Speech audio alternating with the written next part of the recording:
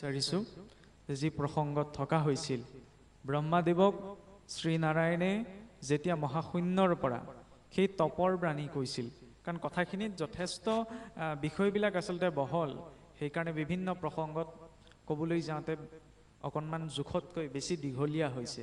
আৰু যাই হওক, যেতিয়া ব্ৰহ্মাদেৱে অবিদ্যা প্ৰকট কৰাৰ পাছত চিন্তিত হৈ থাকোঁতেই তপ বাণীৰ জৰিয়তে তেওঁৰ নিৰ্দেশনা পাইছিল তপ কৰাৰ বাবে, নহয়নে? আৰু তপৰ জৰিয়তে তেওঁ কাক চিন্তা কৰিছিল? নাৰায়ণক। সেইখিনিতে এটা কথা দেখুওৱা হৈছে যে ভগৱন্তক প্ৰাপ্তিৰ বাবে প্ৰথম প্ৰয়োজনীয় বিষয়টো হৈছে তপ। তেতিয়াহ'লে যে আমাৰ আলোচনাবিলাকত কৈ থকা হয় কলিত নাহি তপ জপ যজ্ঞ যন্ত্ৰ, এতিয়া তপৰ কথা কিয় কোৱা হৈছে? কাৰণ তপ বুলি ক'লে গছৰ তলত বহি ধ্যান কৰি থকাটোকে নুবুজায়, সেইটোও এটা তপ, নহয়নে? আৰু সংসাৰখনততো 3 প্ৰকাৰ তাপ আছেই, আধিভৌতিক, আধিদৈৱিক আৰু আধ্যাত্মিক তাপ। জীৱ যিয়েই নহওক কিয়, তেওঁ সৎকৰ্ম অভিলাষীয়ে হওক বা অসৎকৰ্ম অভিলাষীয়ে নহওক কিয়, প্ৰত্যেক জীৱ এই 3টা তাপৰ ভিতৰত কোনোবা এটা তাপত তাপিত হ'বই লাগিব, অন্ততঃ শৰীৰটো থকালৈকে। শৰীৰজনিত যিখিনি বেমাৰ আজাৰ এইবিলাক হৈছে, ইয়াক সাধাৰণতে কোৱা হয় আধি ভৌতিক তাপ, অৰ্থাৎ ভৌতিক শৰীৰজনিত যিবিলাক দুখ কষ্ট। আধিদৈৱিক তাপ, যেতিয়া আমাৰ জীৱনত কোনো এটা ঘটনা আমি নভবা নিচিন্তাকৈ ঘটে ন, তেতিয়া আমি কওঁ বোলে দৈৱ দুখত এনেকুৱা ঘটিছে, যিটো কথা আমি যুক্তি তৰ্কৰে বিচাৰ কৰিব নোৱাৰোঁ। তেনেবিলাক দুখ কষ্ট সাধাৰণতে আধিদৈৱিক কোৱা হৈছে। আৰু আধ্যাত্মিক তাপ, ভক্তজনো আধ্যাত্মিক তাপত তাপিত হ'ব লগা হয়। ভক্ত উদ্ধৱ ভগৱন্তৰ ইমান এজন ঐকান্তিক ভক্ত, কিন্তু তেওঁৰ জীৱনতো তাপ আছিল। কাৰণ ভক্তজনে ভগৱন্তক যেতিয়া নাপায়, নোপোৱালৈকে যিটো মনোকষ্ট, আধ্যাত্মিক কষ্ট অনুভৱ কৰে, ভগৱানক মই নাই পোৱা, এইটো এক প্ৰকাৰৰ তাপ। ইয়াক কোৱা হৈছে সহজ ৰূপত আধ্যাত্মিক তাপ। অৰ্থাৎ কোনোবা ভক্ত হওক বা অভক্ত হওক, কিবা এটা নহয় কিবা এটা তাপত সংসাৰত থকালৈকে অন্ততঃ তেওঁ জড়িত হৈ থাকিবই লাগিব। এইটো সংসাৰৰ প্ৰকৃতি। সংসাৰ মানে হৈছে অনবৰত ঘূৰি ফুৰা। এতিয়া সকামতেই হওক নিকামতেই হওক আমিতো ঘূৰিয়ে ফুৰিছোঁ ন, ভালতেই হওক বেয়াতেই হওক আমি নিৰন্তৰ ঘূৰি ফুৰিছোঁ। কেৱল মনুষ্যই নহয়, ব্ৰহ্মলোকত বহি থকা ব্ৰহ্মাদেৱৰ পৰা আৰম্ভ কৰি পাতালত থকা নাগগণলৈকে সমস্ত জীৱন নিৰন্তৰ ঘূৰি আছে কিবা এটা উদ্দেশ্য পূৰ্তিৰ বাবে। এতিয়া সেই তপ কৰিবলৈ যাওঁতে সংসাৰত তাপিত হ'ব লাগিব। ভক্তি এইকাৰণে কৰা নাযায় যে ভক্তি কৰিলে বোলে ধৰ্মৰ সৈতে অকণমান জড়িত হৈ থাকিলে মানুহৰ জীৱনৰ পৰা গ্ৰহ দুখ, কাল দুখ, দৈৱ দুখ ইত্যাদি নষ্ট হৈ যায়, আঁতৰি যায়। ভক্তি সেইকাৰণে কৰিব নালাগে যে আমাৰ জীৱনৰ পৰা গ্ৰহ দুখ, কাল দুখ, দৈৱ দুখবিলাক আঁতৰি যাব। অৱশ্যে প্ৰাথমিক স্তৰৰ ভক্তজনৰ বাবে তেনেধৰণৰ চিন্তাই আহে, আমি ঈশ্বৰৰ ওচৰলৈ কিয় যাওঁ? যাতে আমাৰ জীৱনত যদি কিবা কষ্ট পাব লগা আছে, সেই কষ্টখিনি যাতে নাশ হৈ যায়। সাধাৰণ ভক্তজনে সেইটো ভাৱ লৈ যায়, কিন্তু সদায় যে সেইটো ভাৱ থাকিব জৰুৰী নহয়।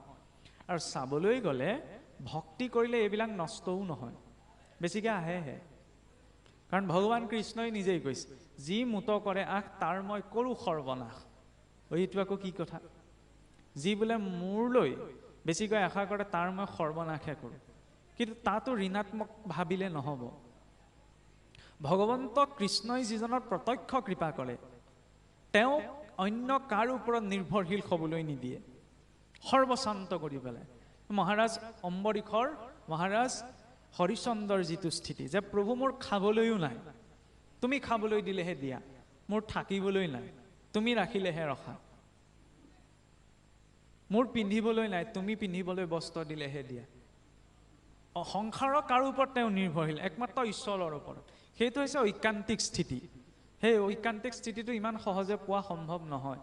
চাৰিও প্ৰকাৰৰ পৰা একমাত্ৰ ভগৱন্তৰ প্ৰতি যেতিয়া জীৱনটো সমৰ্পিত হয়, সেইটো কোৱা হৈছে পূৰ্ণ অনন্য শৰণৰ স্থিতি।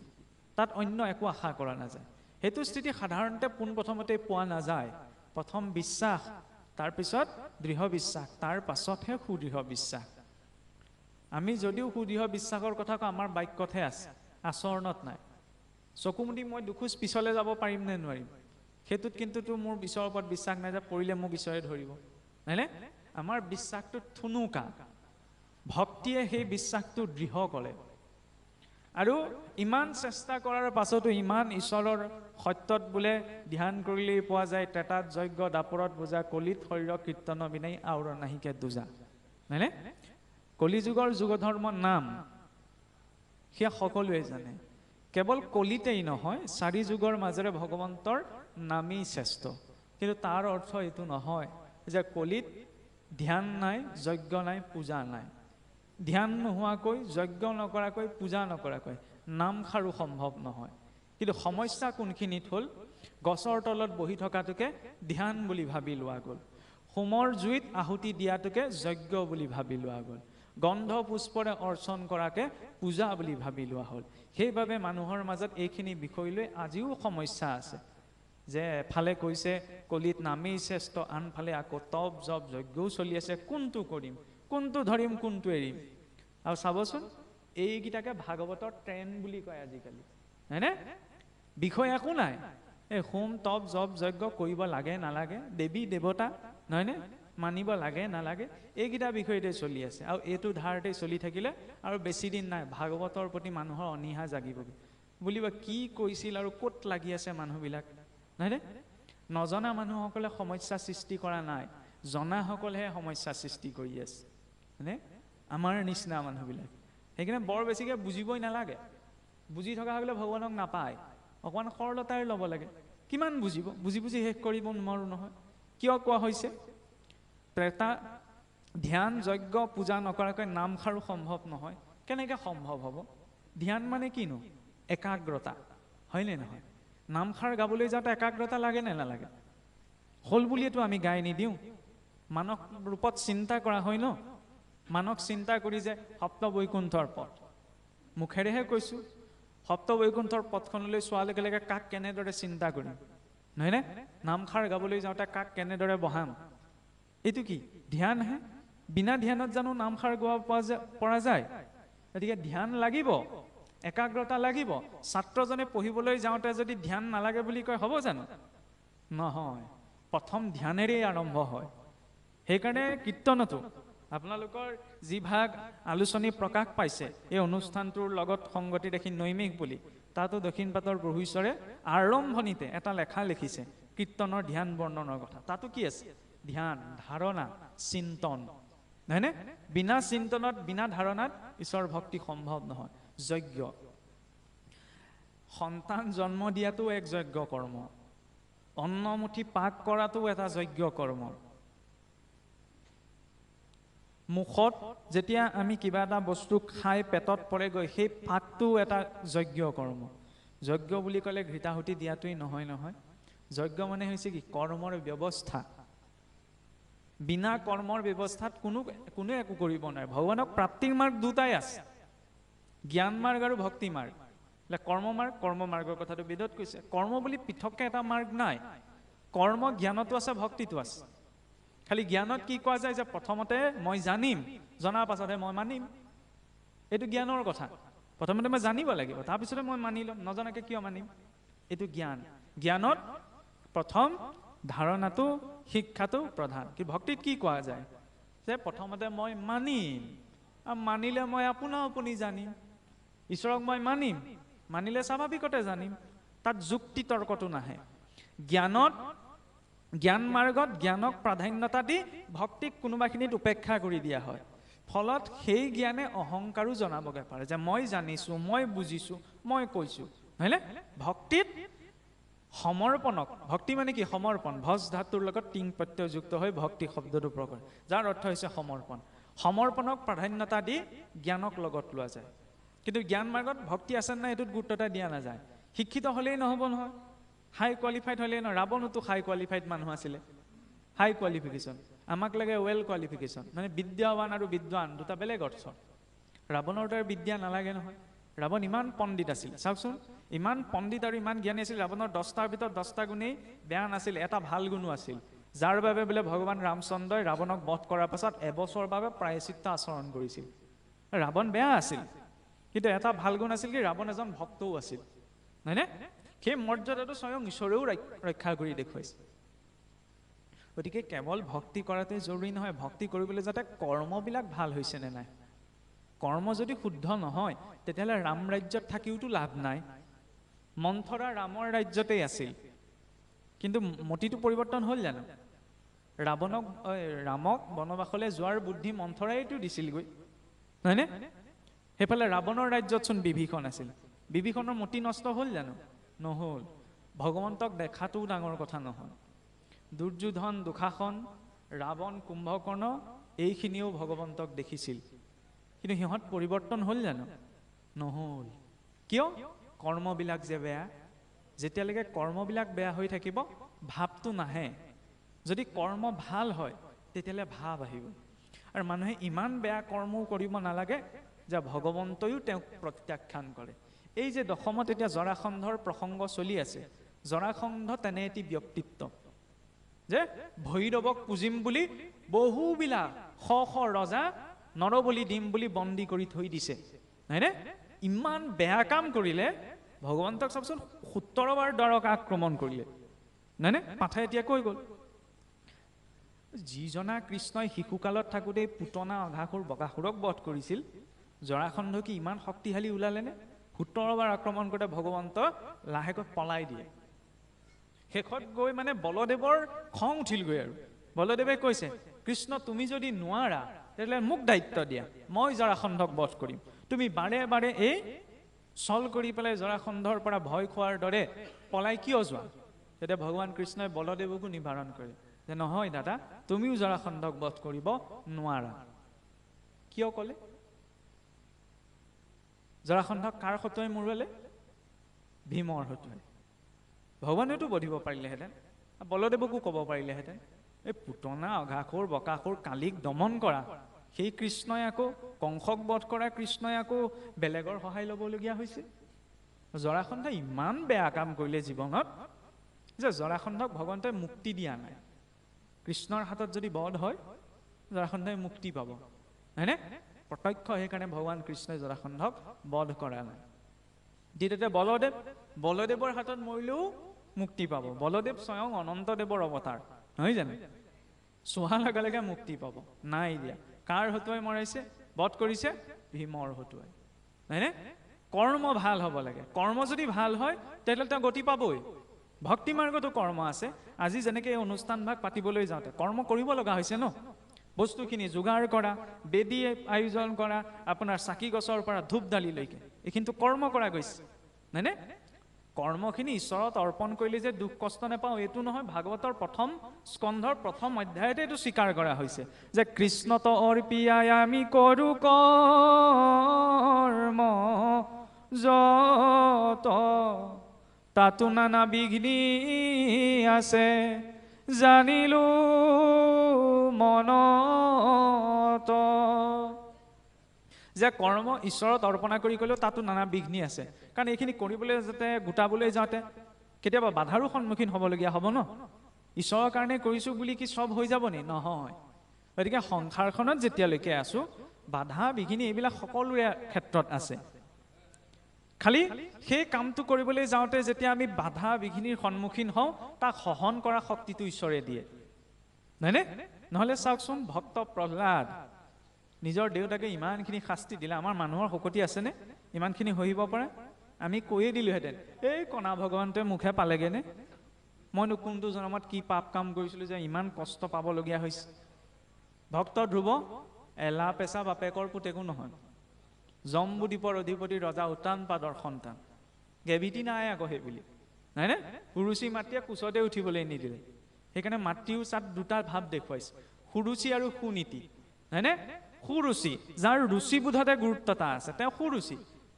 উত্তমে ৰাজসিংহাসনৰ পদ নাপাব বুলি সতিনীৰ পুত্ৰ বুলি ভক্ত ধ্ৰুৱক কোচতে উঠিবলৈ নিদিলে। সেইটো মনোভাৱ নালাগে। কাৰ দৰে মনোভাৱ লাগে? সুনীতিৰ দৰে, যিকোনো পৰিস্থিতিটো নীতিত আছে। ভক্ত ধ্ৰুৱই যেতিয়া কান্দি কান্দি ক'লেগৈ যে মা মোক সুৰুচি মাতৃয়ে দেউতাৰ কোচত উঠিবলৈ নিদিলেহেঁতেন, সুনীতি মাতৃয়ে ক'ব পাৰিলেহেঁতেন কিয় নিদিব, মোৰো সমান অধিকাৰ আছে, ক'ব পাৰিলেহেঁতেন নে? কোৱাটো যুগত আছিল, আজিৰ যুগত হোৱা হ'লেতো ক'লোৱেহেঁতেন, নহয়নে? সমান অধিকাৰ আছে, ৰজাৰ একে পত্নী হয়, নাই কোৱা। ক'লে কি বোপাই আমি পূৰ্বতে চাগে শৰীক ভালদৰে নভজিলোঁ, সেইবাবে এইকণ কষ্ট আজি পাবলগীয়া হৈছে। তই শৰীক ভজনা কৰ, তই যিটো বিচাৰিছ ভগৱানেহে তোক দিব পাৰিব, নহয়নে? সমীক মুনিও যেতিয়া পৰীক্ষিতে সেই মৰা সাপডাল ডিঙিত আঁৰি থৈ গৈছিল, তাৰপিছত যেতিয়া শৃংগী মুনিয়ে ক'লে দেউতা ৰজা পৰীক্ষিত আহিছিল, তোমাক এনেদৰে অপমান কৰি থৈ গ'ল, সেইকাৰণে মই তেওঁক অভিশাপ দিলোঁ। আমাৰ বাপে খোৱাহেঁতেন কি বুলি ক'লেহেঁতেন, বোপাই ভাল কৰিলি, মোক অপমান কৰি থৈ গ'ল, ঠিকছে শান্তি দিলি। সেইটো মনোভাৱ দেখুওৱা নাই, বহল দৃষ্টিভংগী। সেইকাৰণে কুকুৰ মেকুৰী চৰাই চিৰিকটি ইহঁতেও সন্তান জন্ম দিয়ে, কিন্তু পিতৃ মাতৃ শব্দ দুটা সিহঁতৰ ক্ষেত্ৰত আমি প্ৰয়োগ নকৰোঁ, হয়নে? মনুষ্যৰ ক্ষেত্ৰত পিতৃ বুলি ক'লে সেই নিজৰ পুত্ৰৰে নিজৰ সন্তানৰে পিতৃ এইটো নহয়, সেই সমাজত থকা প্ৰতিটো সন্তানৰ তেওঁ পিতৃ। মাতৃ বুলি ক'লে নিজৰ জন্ম দিয়া ল'ৰা ছোৱালীকেইটাৰ মাতৃ নহয়, সেই সমাজখনত থকা সেই গাঁওখনত থকা প্ৰতিটো সন্তানৰ মাতৃ, হয়নে? সেইবাবে পিতৃ মাতৃ সদা পূজিত। আদিগুৰু বুলি কিয় কোৱা হয়? জন্ম দিলে পিতৃ মাতৃ হৈ নাযায় নহয়, হয় জানো? জন্মচোন চৰাই চিৰিকটিও দিয়ে, সিহঁতে জানো মানুহৰ দৰে পিতৃ মাতৃৰ মৰ্যাদা পায়? নাপায়, কাৰণ সিহঁতে জন্ম দিয়ে পাহৰি যায়, এৰি দিয়ে। মনুষ্যৰ সেইটো নহয়, হয়নে? সেইবাবে মহাগুৰু বুলি কোৱা হয়। আৰু সেই মহাগুৰু কথা প্ৰসংগত এটা আহিছিল, সেইবাবে মই চুই গৈছোঁ যে এই পিতৃ মাতৃৰ বিয়োগ হ'লে যে আমাৰ যে ধৰি লওক কাজ কৰ্ম ইত্যাদি কৰাটো কৰা, এবছৰলৈকে যে কয় বোলে নামঘৰলৈ নাযাবা, এনেকুৱা ধৰণৰ কথাবিলাক যে কয়, কিয় কয়? আচলতে পিতৃ মাতৃ ঢুকোৱা পাছত পৰলোকলৈ গমন কৰিলে এবছৰলৈকে পুত্ৰ নামঘৰলৈ যাব নোৱাৰে, মন্দিৰলৈ যাব নোৱাৰে, নামঘৰৰ কৰ্ম কৰিব নোৱাৰে, শৰাই দিব নোৱাৰে, তেনেকুৱা কোনো নিয়ম শাস্ত্ৰত নাই। প্ৰকৃততে আছে কি? মহাগুৰু নিপাত হৈছে পিতৃ মাতৃ, নহয়নে? মহাগুৰু নিপাত হ'লে কি কৰা যায়? পুত্ৰই এবছৰলৈকে, 1 বছৰ কিয়? কাৰণ দেৱলোকত এবছৰে এদিন হয়, ইয়াত যেতিয়া এটা বছৰ পাৰ হৈ যায় দেৱলোকত এটা দিন হয়, নহয়নে? ইয়াত কি হয়? বিজ্ঞানেও কৈছে মহাকাশত যিমানে উপগ্ৰহসমূহ ওপৰলৈ গৈ থাকে সিমানে সময়ৰ গতিটো কমি যায়। সময় সকলো স্থানতে একেই নহয়। অন্য জীৱ মৰিলে ঊৰ্ধ্বদৈহিক যাত্ৰা কৰিব নালাগে, সিহঁতে ইয়াতে শৰীৰেৰে অন্য শৰীৰ পাই যায়, কিন্তু মনুষ্যই লাগে। অফাৰ পাওঁ নহয় আমি বিহুৱে সংক্ৰান্তি যেনেকৈ আপোনাৰ বজাৰ কৰিবলৈ গ'লে অফাৰ বিচাৰোঁ, এই কাপোৰযোৰত কিমান অফাৰ আছে, নহয়নে? এই বস্তুকেইটাত কিমান অফাৰ আছে। মৰিলে যমনগৰৰ পৰা অফাৰ এটা আহে, এই যাতনা শৰীৰ, এইটো শৰীৰ অগ্নিত দাহ কৰি দিয়া যায়, আৰু যমনগৰৰ পৰা তেওঁ এটা সূক্ষ্ম শৰীৰ পায়, যিটো শৰীৰ লাভ কৰি তেওঁ ঊৰ্ধ্বদৈহিক যাত্ৰা কৰিব লাগে। তাত এবছৰ সময় লাগে, কাৰণ দেৱলোকত এবছৰে এদিন হয়। যেতিয়ালৈকে নিজৰ পিতৃ মাতৃ অৰ্থাৎ নিজৰ মহাগুৰুক সপিণ্ডি, নহয়নে, পিতৃলোকলৈ দেৱতাৰ শাৰীৰলৈ পুত্ৰই নুতুলে, তেতিয়ালৈকে অন্য কোনো বৈদিক কৰ্ম কৰাৰ সংকল্প নকৰে, যেতিয়ালৈকে সেই 1 বছৰ নহয়। অন্য কোনো কৰ্মৰ সংকল্প নকৰে, সংকল্পলৈ কৰ্ম নকৰে, হয়নে? সেই পিতৃ মাতৃক দেৱতাৰ মৰ্যাদালৈ তোলাৰ পাছতহে তেওঁলোকে সেই পুত্ৰই অন্য কৰ্মৰ সংকল্প কৰে। কিন্তু সেই কথাটোকে সমাজত আমাৰ ধৰি লওক অকণমান অপভ্ৰংশ হৈ প্ৰচলন হৈ গ'ল কি পুত্ৰ এবছৰলৈকে নামঘৰলৈ যাব নোৱাৰে, বা ধৰি লওক সত্ৰলৈ যাব নোৱাৰে, শৰাই দিব নোৱাৰে, তেনেকুৱা কোনো কথা নাই। গুৰুৰ মত মতে চলিব লাগে। কিছু কথা মানে কি হয়, 2খন বেদ আছে, হয়নে? এখন প্ৰকৃত বেদ, এখন হৈছে লোকবেদ, হয়নে? প্ৰকৃত বেদখনত গুৰুত্ব এটা নাথাকে, আমাৰ লোকবেদত বেছিকৈ গুৰুত্ব এটা থাকে, মানে মানুহৰ মুখে মুখে প্ৰচলিত কিছুমান কথা, নহয়নে? অৱশ্যে হয় সমাজভেদে কিছুমান নীতি নিয়ম বেলেগ হ'ব পাৰে, কিছুমান লোকাচাৰ, কিছুমান বেদাচাৰ। লোকাচাৰৰ পৰম্পৰা পৰিৱৰ্তন হ'ব পাৰে। লোকাচাৰ কিবা এটা আছে, সেইটো বোলে শাস্ত্ৰসন্মত নহয়, আমি তাক লাহে লাহে এৰি দিম, কিন্তু বেদাচাৰক ত্যাগ কৰা নাযায়, নহয়নে? বেদাচাৰটো স্বয়ং অসুৰবিলাকেও পালন কৰিছিল, নহয়নে? শাস্ত্ৰীয় বিধি অনুসৰি বিবাহ আদি কৰিছিল, শাস্ত্ৰীয় অবিধিমতেতো তেওঁলোকে একো কৰা নাই। সেইকাৰণে মই মত দিবলৈ যোৱা নাই এই সম্পৰ্কত দেই, কিন্তু আমাৰ পৰম্পৰাত সকলোতো সত্ৰীয়া মানুহে ইয়াত আছে, সত্ৰীয়া সংস্কৃতিত বা বৈদিক সংস্কৃতিত এনেকুৱা নিয়ম নাই যে এবছৰলৈকে তেওঁ নামঘৰলৈ যাব নোৱাৰে, মন্দিৰলৈ যাব নোৱাৰে, সত্ৰলৈ যাব নোৱাৰে, শৰাই দিব নোৱাৰে, সকলো কৰিব পাৰে, খালি সংকল্পলৈ কৰ্ম নকৰে। সংকল্পলৈ কৰা নাম, যেনেকৈ ধৰি লওক নামষাৰ, হয়নে? নাম গোৱাত আপত্তি নাই, মই ঘৰত ধুনীয়াকৈ ঈশ্বৰৰ নাম ল'ব পাৰোঁ, কিন্তু এই নামষাৰ গাবলৈ যাতে এইভাগ নামটো সংকল্পলৈ কৰা গৈছে ন, সেই সংকল্পটো তেওঁ নলয়, কাৰণ পিতৃ মাতৃক এতিয়ালৈকে তেওঁ পিতৃলোকলৈ বা দেৱলোকলৈ উন্নীত কৰা নাই। তেওঁলোকক সেই স্থানত পোৱাৰ পাছতে অন্য কৰ্মৰ কথা তেওঁ ভাবিব। এইটো দৰ্শন, ইয়াত বেলেগ কথা নাই। যাই হওক, ইয়াতলৈ কিবা দ্বিমত আছে নি? যদি মনত কিবা সংশয় থাকে আপোনাৰ ভাবে খোলা খুলিকৈ প্ৰকাশ কৰি দিব, কাৰণ মই ইয়াত কিবা এটা কথা কৈ গ'লে পাছত যদি সেই কথাটো লাগি মানুহৰ মনত যদি কিবা এটা থাকি যায় তেতিয়াহ'লেতো বেয়া কথা হ'ব ন। গতিকে মনত যদি কিবা দ্বিধা ভাৱ আহে খোলা খুলিকৈ কৈ দিব। আৰু যাই হওক, এতিয়া এই প্ৰসংগত কথাটো কৈ থাকোঁতে ব্ৰহ্মাদেৱে যেতিয়া তাপিত হৈ বহু বছৰ কাল ঈশ্বৰক ধ্যান কৰিলে, নহয়নে? ধ্যান কৰাৰ পাছত যেতিয়া তেওঁ ধ্যান কৰি যিটো ঈশ্বৰৰ ধাৰণা আহে, সেই ধাৰণা কৰিবলৈ যাতে ব্যক্তিজনৰ শৰীৰটো প্ৰস্তুত কৰিব লগা হয় ন, মানসিকভাৱে প্ৰস্তুত নোহোৱাকৈতো ঈশ্বৰৰ ধ্যান নহয়। সেই প্ৰস্তুত কৰিবলৈ যোৱাটোৱেতো যজ্ঞ কৰ্ম। যজ্ঞত কি কৰা যায়? আহুতি দিয়া যায়। এতিয়া এই কৰ্মভাগ কৰিবলৈ যাওঁতেও ইয়াত আহুতি দিব লগা হৈছে, কাৰোবাৰ আৰ্থিক, কাৰোবাৰ মানসিক, কাৰোবাৰ কায়িক, কাৰোবাৰ বাচিক, নহয়নে? বিনা আহুতিত একো কৰ্ম নহয়। পূজা, পূজা মানে কিনো? এটা আড়ম্বৰপূৰ্ণ পৰিৱেশেই পূজা নহয়। হৰিৰ পূজাত প্ৰত্যেকজন হৰিভক্তৰ অধিকাৰ আছে। পূজাত কি কৰা যায় ন? খালি কথাবিলাক আমি বহল দৃষ্টিভংগীৰে নলওঁ। শ্ৰীমদ ভাগৱতৰ একাদশতো নিমিনৱ সিদ্ধ সংবাদত এটি প্ৰসংগ আহে। নিবিনৱ সিদ্ধ সংবাদত মহাপুৰুষে নিজে এই কথা প্ৰকাশ কৰি গৈছে যে ঈশ্বৰ কেশৱ ভকতৰ নৱনিধি তাহাংক পুজিবে যেন তন্ত্ৰবিধি। কলিত ভগৱন্তক তন্ত্ৰবিধিৰে, তন্ত্ৰ মানে এই বেজ বেজালি এইটো নহয়, আকৌ তন্নাত্ৰায় তেতি তন্ত্ৰ হয়। বৈষ্ণৱৰো তন্ত্ৰ আছে। নাৰদ ঋষিৰূপে ভৈলা অৱতাৰ পাঞ্চৰাত্ৰ নামে তন্ত্ৰ কৰিলা প্ৰচাৰ। আমাৰ যে এই শৰণ ভজনত যিখিনি নীতি নিয়ম দিয়ে, মাটি পানী লোৱাৰ পৰা বিচনাৰ উঠালৈকে, নহয়নে? ধূপ গছ কেনি দিব, চাকি গছ কোনফালে দিব, এইবিলাক কথাটো ভাগৱতত লিখা নাই। ক'ৰ পৰা আহিলে? সেইবিলাক নীতি সদাচাৰ আহিছে তন্ত্ৰৰ পৰা। নামঘৰ দেৱগৃহ নিৰ্মাণৰ কথা আহিছে তন্ত্ৰৰ পৰা। এই সকলো তন্ত্ৰ বিধিমতে হয়।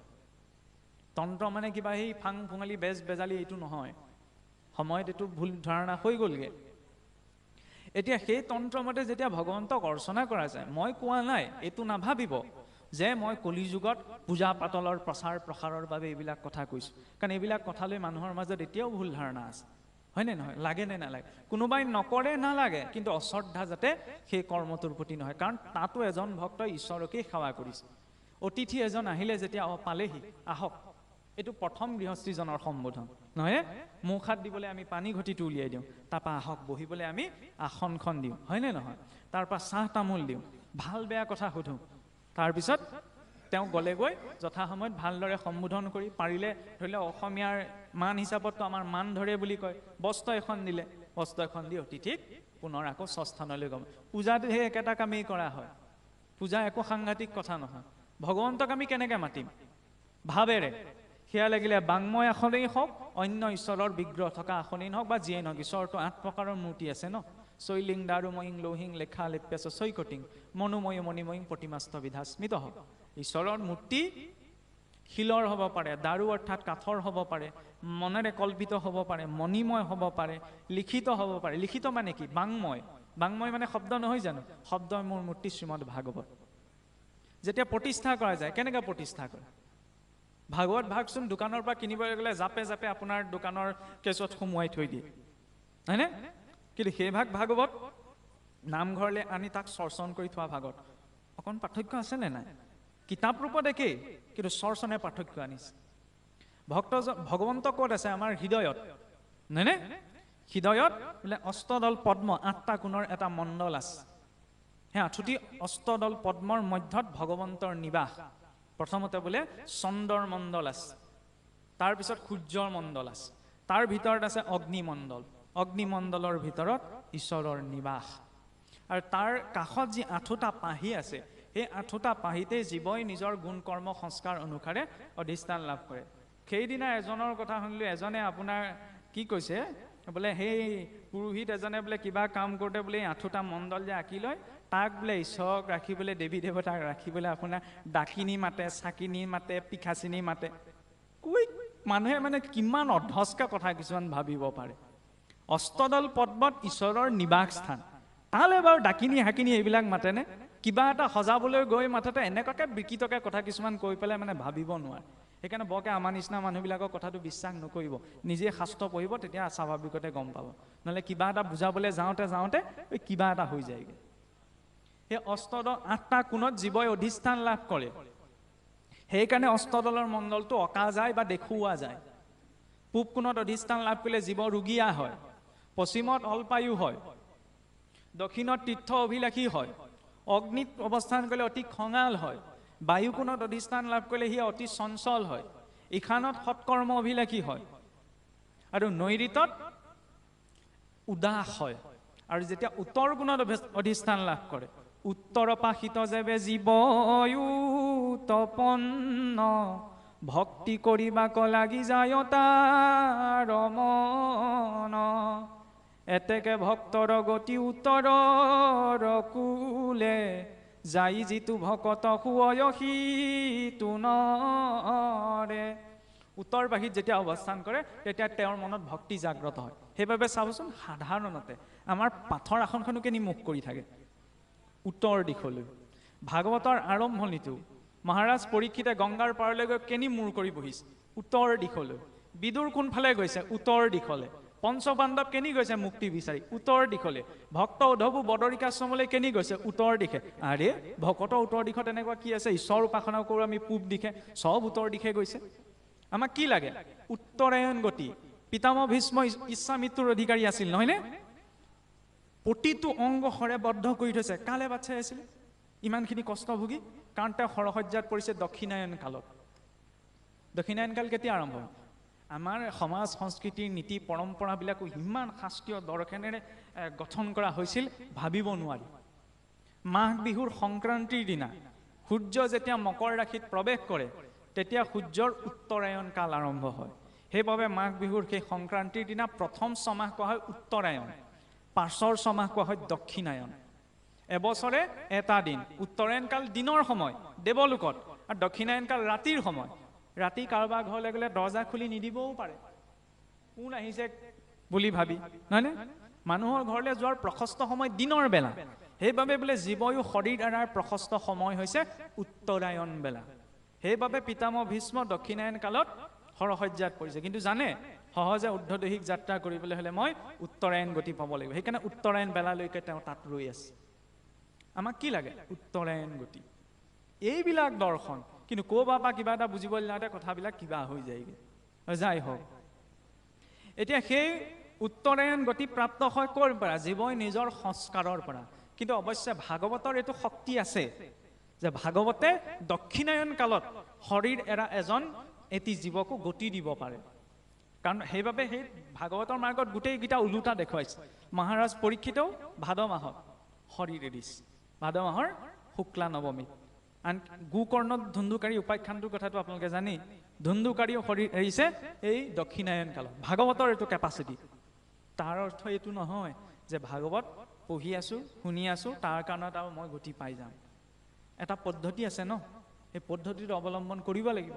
মহাৰাজ পৰীক্ষিত কেনেকৈ বহিছিলগৈ? সকলোৱে এৰি, আমিতো একো এৰিব পৰা নাই, নহয়নে? পৰীক্ষিতৰ কোৱাৰ লগে লগে তেওঁৰ এইটো প্ৰস্তুতো হ'ব লাগিব। আমি ইমানখিনি ত্যাগ কৰিবগৈ নোৱাৰোঁ। সেইবাবে এটা সুন্দৰ ব্যৱস্থা ভাগৱতত, সেইবাবে এটা ক্ৰম আছে। প্ৰকৃততেতো ভাগৱতৰ কথা আৰম্ভ হৈছে তৃতীয় স্কন্ধৰ পৰাহে, লক্ষণ বৰ্ণনা।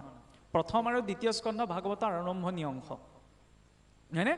এই 12টা স্কন্ধ এই এতিয়া কৈ থকা কথাবিলাক ব্যাখ্যা কিয় নহয়? কাৰণ ভাগৱতৰ ব্যাখ্যা ইতিমধ্যে হৈ আছে সম্পূৰ্ণ। 4টি শ্লোকত আছিল, নাৰায়ণে 4টি শ্লোকত ব্ৰহ্মাক দিছিল, ব্ৰহ্মাৰ পৰা আহি আহি শুকদেৱৰ হাতত 12 স্কন্ধ হৈ গ'ল। শুকদেৱৰ পৰৱৰ্তী আচাৰ্যসকলে তাত নতুন কথা যোগ দিয়া নাই, নহয়নে? হৈ গ'ল।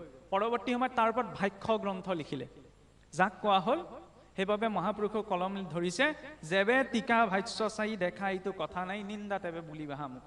মই লিখা কথাখিনি যদি বোলে ভাগৱতৰ ভাষ্যত নাই তেতিয়ালে তোমালোকে নামানিবা, হয়নে? সেইবাবে অৰ্থটো বিচাৰি গুৰিলে যাব লাগে, নহ'লে মানুহৰ মুখত শুনি থাকিলে কেতিয়াবা অৰ্থৰ অনৰ্থ হৈ যায়। বাৰু যাই হওক, এতিয়া সেই কথা ৰাখিবলৈ যাওঁতেও চাওকচোন, আজিকালি 4 বেদ 14 শাস্ত্ৰ 18 পুৰাণ বুলিলে কিছুসকল আছে জংগী মহটোৰ নিচিনা হৈ যায়। সেইবোৰ যেন একেবাৰে অদৰকাৰী বিষয় নহয়। শিষ্যজনৰ ভিতৰত যদি গ্ৰহণশীলতা থাকে সকলোৰে পৰা ল'ব পাৰে। মহাপুৰুষ মাধৱদেৱেও কি কৈছিল? ঘোষা শাস্ত্ৰভাগ ভক্তি মাৰ্গত যিমানবিলাক ভক্তিপৰক শ্লোক আছিল গোটেই আগম নিগম শাস্ত্ৰ অধ্যয়ন কৰি তাৰ পৰা ভক্তিপৰক গ্ৰন্থ কথাখিনি লৈ আনিলে, নহয়নে? যেতিয়া মই নিজকে ভক্ত বুলি ভাবিছোঁ, মোৰ দায়িত্ব কি? যাৰ পৰা ভক্তি মাৰ্গত আগবাঢ়িবলৈ যি শিকিব পাৰি সকলো গ্ৰহণ কৰা, নহয়নে? মুছলিমজনৰ পৰাও শিকিব লগা আছে। ইয়াত কোৱাৰ কাৰণে অসন্তোষ নকৰিব। নামাজ পঢ়াৰ লগে লগে শুনাৰ লগে লগে য'তে আছে ত'তে ৰৈ দিয়ে, ত'তে পঢ়ি দিয়ে, নহয়নে? 5টা সময় যদি নামাজ পঢ়িবলৈ যায় 5টা সময় যায়। আমাৰকেইটাক আকৌ টানিয়ে থাকিব লাগে, আহচোন নামঘৰলৈ যাওঁ, গোসাঁই ঘৰত সেৱা কৰোঁগৈ, গধূলা হ'ল। চাকি গছ দিয়েগৈ, ঠিকে আছে। চাকি গছ দিয়া কামটো ঘৰখনৰ নিৰ্দিষ্ট এজন সদস্যৰ হ'ব পাৰে, কাৰণ চাকি গছৰ আমাৰ নিৰ্ণয় আছে, নহয়নে? ভজনীয়াজনেহে চাকি গছৰ নিৰ্ণয়টো জানে। সেইকাৰণে বোলে ঘৰখনৰ মা হওক, দেউতা হওক, ককা হওক, আইতা হওক, চাকি গছ নিৰ্দিষ্ট এজনে জ্বলায়। সেৱা কৰিবলৈতো বাকীকেইজন সদস্য যাব লাগে, লাগে নে নালাগে? আমাৰ যায় জানো? নাযায়। খোৱা সময়ত আকৌ এইটো নকয় বোলে মায়ে খালে নহয়, মায়ে খালেও হৈ যাব। সেইটো কি? এলাহ। ইমান জড় হৈ গ'লনে? ইষ্ট উপাসনা স্বয়ং অসুৰবিলাকেও এৰা নাছিলে, নহয়নে? ৰাৱণ, বলি, বিষপৰ্বা, বান এইবিলাক অসুৰ, দৈত্য, দানৱ বুলিও কওঁ যদিও এইবিলাকে নিজৰ ইষ্ট উপাসনাটো কাহানিও এৰা নাই। এৰিছে জানো? আমি এৰি দিওঁ। সমস্যাটো সেইখিনিতে। সিমানকণহে কৰিব লাগে। বৈষ্ণৱৰ, ব্ৰাহ্মণৰ, ভক্তৰ শক্তি ক'ত? সন্ধ্যা কৰ্মত, নহয়নে? সেইবাবে বাহিৰত থকা চৰাই চিৰিকটিকেইটাও সন্ধ্যা সময়ত বাঁহলৈ উভতে। নামঘৰৰ দবাকোবটো মনত পেলাই দিয়ে যে দম, দয়া, দান। সেইখিনি সময়ত অন্তত নিজকে দমন কৰা, নিজৰ ওপৰত দয়া কৰা, ঈশ্বৰৰ নাম লোৱা, নিজেও লোৱা, আনকো ঈশ্বৰৰ নাম ল'বলৈ প্ৰেৰণাটো দিয়া, নহয়নে? মই যদি আৰু চুট্টাই কৰি তিনিআলি মূৰত লেকচাৰ মাৰিবলৈ ওলাই যাম, কি সন্ধ্যাটো থাকিলে? যাওক, যাবলৈ আপত্তি নাই, হয়নে? কিন্তু সন্ধ্যা লগা যদি ঘৰখনত থকা গৈছে, নথকাসকলৰ কথা কোৱা নাই, কাৰণ সকলো ব্যক্তিটো সন্ধ্যা লগা সময়ত ঘৰতেই যে থাকিব এইটোতো জৰুৰী নহয়। সকলোৱে কৰ্ম ব্যৱস্থাবিলাক বেলেগ বেলেগ। অন্তত যিকেইজন আছে তেওঁলোকে গাটো ধুব নোৱাৰিলেও তাকো মানি লোৱা গৈছে। এতিয়াতো ঠাণ্ডা দিনত কিছুৱেতো সুযোগ ল'বই, সেইবিলাক ব্যক্তিগত বিষয়। অন্তত মুখ হাতকেইটা ধুই হ'লেও ঈশ্বৰৰ ওচৰত গৈ ধূপ এডাল জ্বলাই হ'ল, ধূপডাল জ্বলাব কাৰণে মনেৰেও ঈশ্বৰক চিন্তা কৰা প্ৰয়োজন। সেইকণকে হৈ থাককচোন সদায়, আন নহ'লেও সেইকণ এৰিব নালাগে, নহয়নে? যাক আমি গুৰু সেৱা বুলি কওঁ। যদি সেইকণতো যদি নিষ্ঠা আছে তেতিয়াহ'লে বেলেগকৈ শাস্ত্ৰ নপঢ়িলেও হ'ব, তেওঁ তেনেদৰে গতি পাব। একলব্যই যেতিয়া গুৰু দ্ৰোণাচাৰ্যৰ ইচ্ছাৰ অবিহনে তেওঁ প্ৰতিমূৰ্তি সন্মুখত ৰাখি তেওঁ নিজৰ দৃঢ় বিশ্বাসেৰে সেই মূৰ্তিৰ পৰা অস্ত্ৰ শিক্ষা ল'ব পাৰিছিল, তেতিয়া গুৰু প্ৰদত্ত মন্ত্ৰেৰে নিষ্ঠা সহকাৰে সদায় মই ইষ্টদেৱক স্মৰণ কৰি কিয় গতি নাপাম? গতি পামেই যদি মনত দৃঢ়তাটো আছে, নহয়নে? খালি সেইকণ লাগিব। কিন্তু কি ক'ব? চৰকাৰে কোনখন আঁচনিত কেইটকা দিছে সেইটো পটককৈ মনত ৰয়, গুৰুৱে দিয়া কথাকেইটা আকৌ দুবাৰ ক'লেও মনত নৰয়। কি বুজালে? আমুকৰ পুতেকৰ জীয়েকৰ শাহুৱেকৰ বৈয়েকৰ নাম পটককৈ মনত ৰয়, নহয়নে? কিন্তু এইবিলাক কথা বোলে পঢ়ি থাকিলেও গাই থাকিলেও মনত নৰয়। সমস্যাটো সেইখিনিতেই। যদি ৰজু তমু গুণবিলাক ভিতৰত বেছি আছে তেতিয়াহ'লে সেইবিলাক কথা বেছিকৈ মনত ৰ'ব। সাত্বিক গুণটো থাকিলেহে অকণমান সাত্বিক কথাখিনি হ'ব। জিঅ' মোবাইলটোৱে জিঅ' ছিগনেলহে পাব, এয়াৰটেলৰ নাপায় নহয়, হয়নে? এই ছিগনেলটো ভাল কৰিবলৈ সেইকাৰণে সত্ত্বগুণটো ক'ৰ পৰা আহিব? ভাল খাদ্যৰ পৰা, ভাল বাক্যৰ পৰা, ভাল আচৰণৰ পৰা। আৰে কুকুৰটোক যদি মই সোণৰ থাল এখনত খাবলৈ দিওঁ, তেতিয়া সেই থালখন নি যদি মানুহ এটাক খাবলৈ দিওঁগৈ, সোণৰ থাল বুলি জানো মানুহে খাব? বুলি কুকুৰটোক দিয়া থালখনত মোক আপুনি কিহত দিবলৈ আহিছে? খাম জানো? আৰু পোহনীয়া কুকুৰ হওক লাগিলে। সোণৰ থাল হ'লেও কুকুৰটোক দিয়া থালখন যেতিয়া আৰু ধুই পখালি মই মানুহক দিব নোৱাৰোঁ, সেই মই এইখন মুখে যদি বৰ বেয়া মাত মাতোঁ, তাৰপৰা মই আৰু নাম লৈ থাকোঁ, ঈশ্বৰে গ্ৰহণ কৰিব নকয়। সমস্যাটো ক'ত? অসুৰেও যিমান বেয়া মাত মতা নাছিলে আজিকালি সিমান বেয়া মাত আছে, হয়নে নহয়? অসুৰবিলাকেওতো বেয়া মাতৰ কথা, অশ্লীল শব্দ উচ্চাৰণৰ ক'তো ৰেকৰ্ড নাই। ইমান যদিও ধ্বংসাত্মক আছিল, আজিকালি কি ক'ব? মুখে মুখে মন্ত্ৰ ফুটাদি ফুটে, হয়নে? বাক্যৰ সংস্কাৰ লাগে। যেতিয়ালৈকে বাক্য সংস্কাৰিত নহয় তেতিয়ালৈকে জীৱনো ভাল হ'ব নোৱাৰে। ভক্তিটো বহুত দূৰৰে কথা। সেইকাৰণে কোনোবাই আমাক ভুলকৈ মগজত সোমোৱাই দিলে ভক্তি কৰাটো আটাইতকৈ সহজ বুলি। কোনে কৈছে ভক্তি সহজ বুলি? আটাইতকৈ টান। কৰিব জানিলেহে সহজ। ভক্তি সহজ বুলি আমি কেতিয়া ভাবি ল'লোঁ? যেতিয়া আমি অনুকূল পৰিৱেশ এটা দেখিলোঁ, বুলি বৰ ধুনীয়াকৈ গা পা ধুই ধুতি চুটি পিন্ধি আহিলোঁ, নামঘৰত চাকি জ্বল ধূপ জ্বলালৈ সেৱা কৰিলোঁ, ঈশ্বৰৰ কথা ক'লোঁ, হৈ গ'ল ভক্তি। কিন্তু তাত থাকোঁতে কেইবাৰ ঈশ্বৰক চিন্তা কৰিলোঁ? সেইটোতো মই বিশ্বাস কৰি চোৱা নাই ন। ঘৰলৈ যাওঁতে মই ইয়াত আছোঁ, এটা ঘৰত গৈ মই কেনেকৈ আছোঁ, কি কৰিছোঁ, আপোনালোকে মোক জানো দেখিছে? নাই দেখা নহয়। আজিকালি ভুৱা ডক্তৰ ওলাইছে, ভুৱা DC ওলাইছে। এই মাৰ্কটোত কি ভুৱা নাই নি? আটাইতকৈ বেছি কিন্তু ধৰ্মৰ নামতেই আছে। সেইবাবে ভগৱন্তই কৈছে সৰ্বমাৰ্গেষু দুষ্টেষু কলুষ খলু ধৰ্মিনী। এতিয়া কাকো বিশ্বাস কৰিব নোৱাৰি। বিশ্বাস একমাত্ৰ নিজক কৰিব। সেইকাৰণে নিজক ঠিক কৰিব লাগে, হয়নে নহয়? মোকো আপুনি সম্পৰ্কৰ ওপৰত বিশ্বাস নকৰিব, কাৰণ মই কিমান শুদ্ধ একমাত্ৰ মই জানো আৰু ভগৱন্তই জানে, নহয়নে? সেইকাৰণে অনুসৰণ কাকো কৰিব নালাগে, নহয়নে? অনুসৰণো কৰিব নালাগে, শিক্ষাটো ল'ব লাগে। হাঁহটো বোকা পানীতে চৰি থাকে, পানীখিনিহে খায়, বোকাখিনি উলিয়াই দিয়ে, হয়নে? সেই ফিল্টাৰ এটা নিজৰ ভিতৰতো লাগে। চাবচোন, কাঁচ, চিচা এখনত যদি শিলগুটি এটা দলিয়াই দিয়া হয়, চিচাখন ভাগি থাকিব নে নাথাকে? মানুহৰ যে আইনাত লগোৱা থাকে ঘৰত, চিচাখন ভাগি থাকিব। কিন্তু তেনেকুৱা আৰু এখন চিচা আছে নহয়, গুলিটো মাৰিলেও আপোনাৰ নাভাগে। চাবলৈ গ'লেতো দুইখন চিচা। এই যিখন চিচাত গুলিটো লাগিলতো ভগা নাই, সেইখন চিচাই সেইটো শক্তি কেনেকৈ পালে যে গুলিটো ইমান স্পীডত গৈ মৰাৰ পাছত বুলেট প্ৰুফ, বুজি পাইছেনে? গাড়ীবিলাকতো যে লগোৱা থাকে, সেইখনে যে ভাগি যোৱা নাই।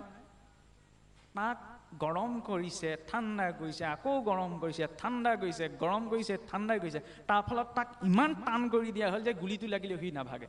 ভগৱানেও সেইকাৰণে কি কৰে, জীৱনত যে সুখ দুখ দিয়ে, এই ভাল দিয়ে বেয়া দিয়ে, ভাল দিয়ে বেয়া দিয়ে, তাৰ ভিতৰত এইটোক বুলেট প্ৰুফ কৰি পেলাই, যাতে সংসাৰ পোৱা নোপোৱাৰ পৰা তেওঁ বিচলিত নহয়। ভক্তি সেইকাৰণেই কৰিব লাগে, যাতে গ্ৰহ দুখ, কাল দুখ, দৈৱ দুখ আহিলেও নাহিলেও সেইখিনিয়ে মোক বিচলিত কৰিব নোৱাৰে।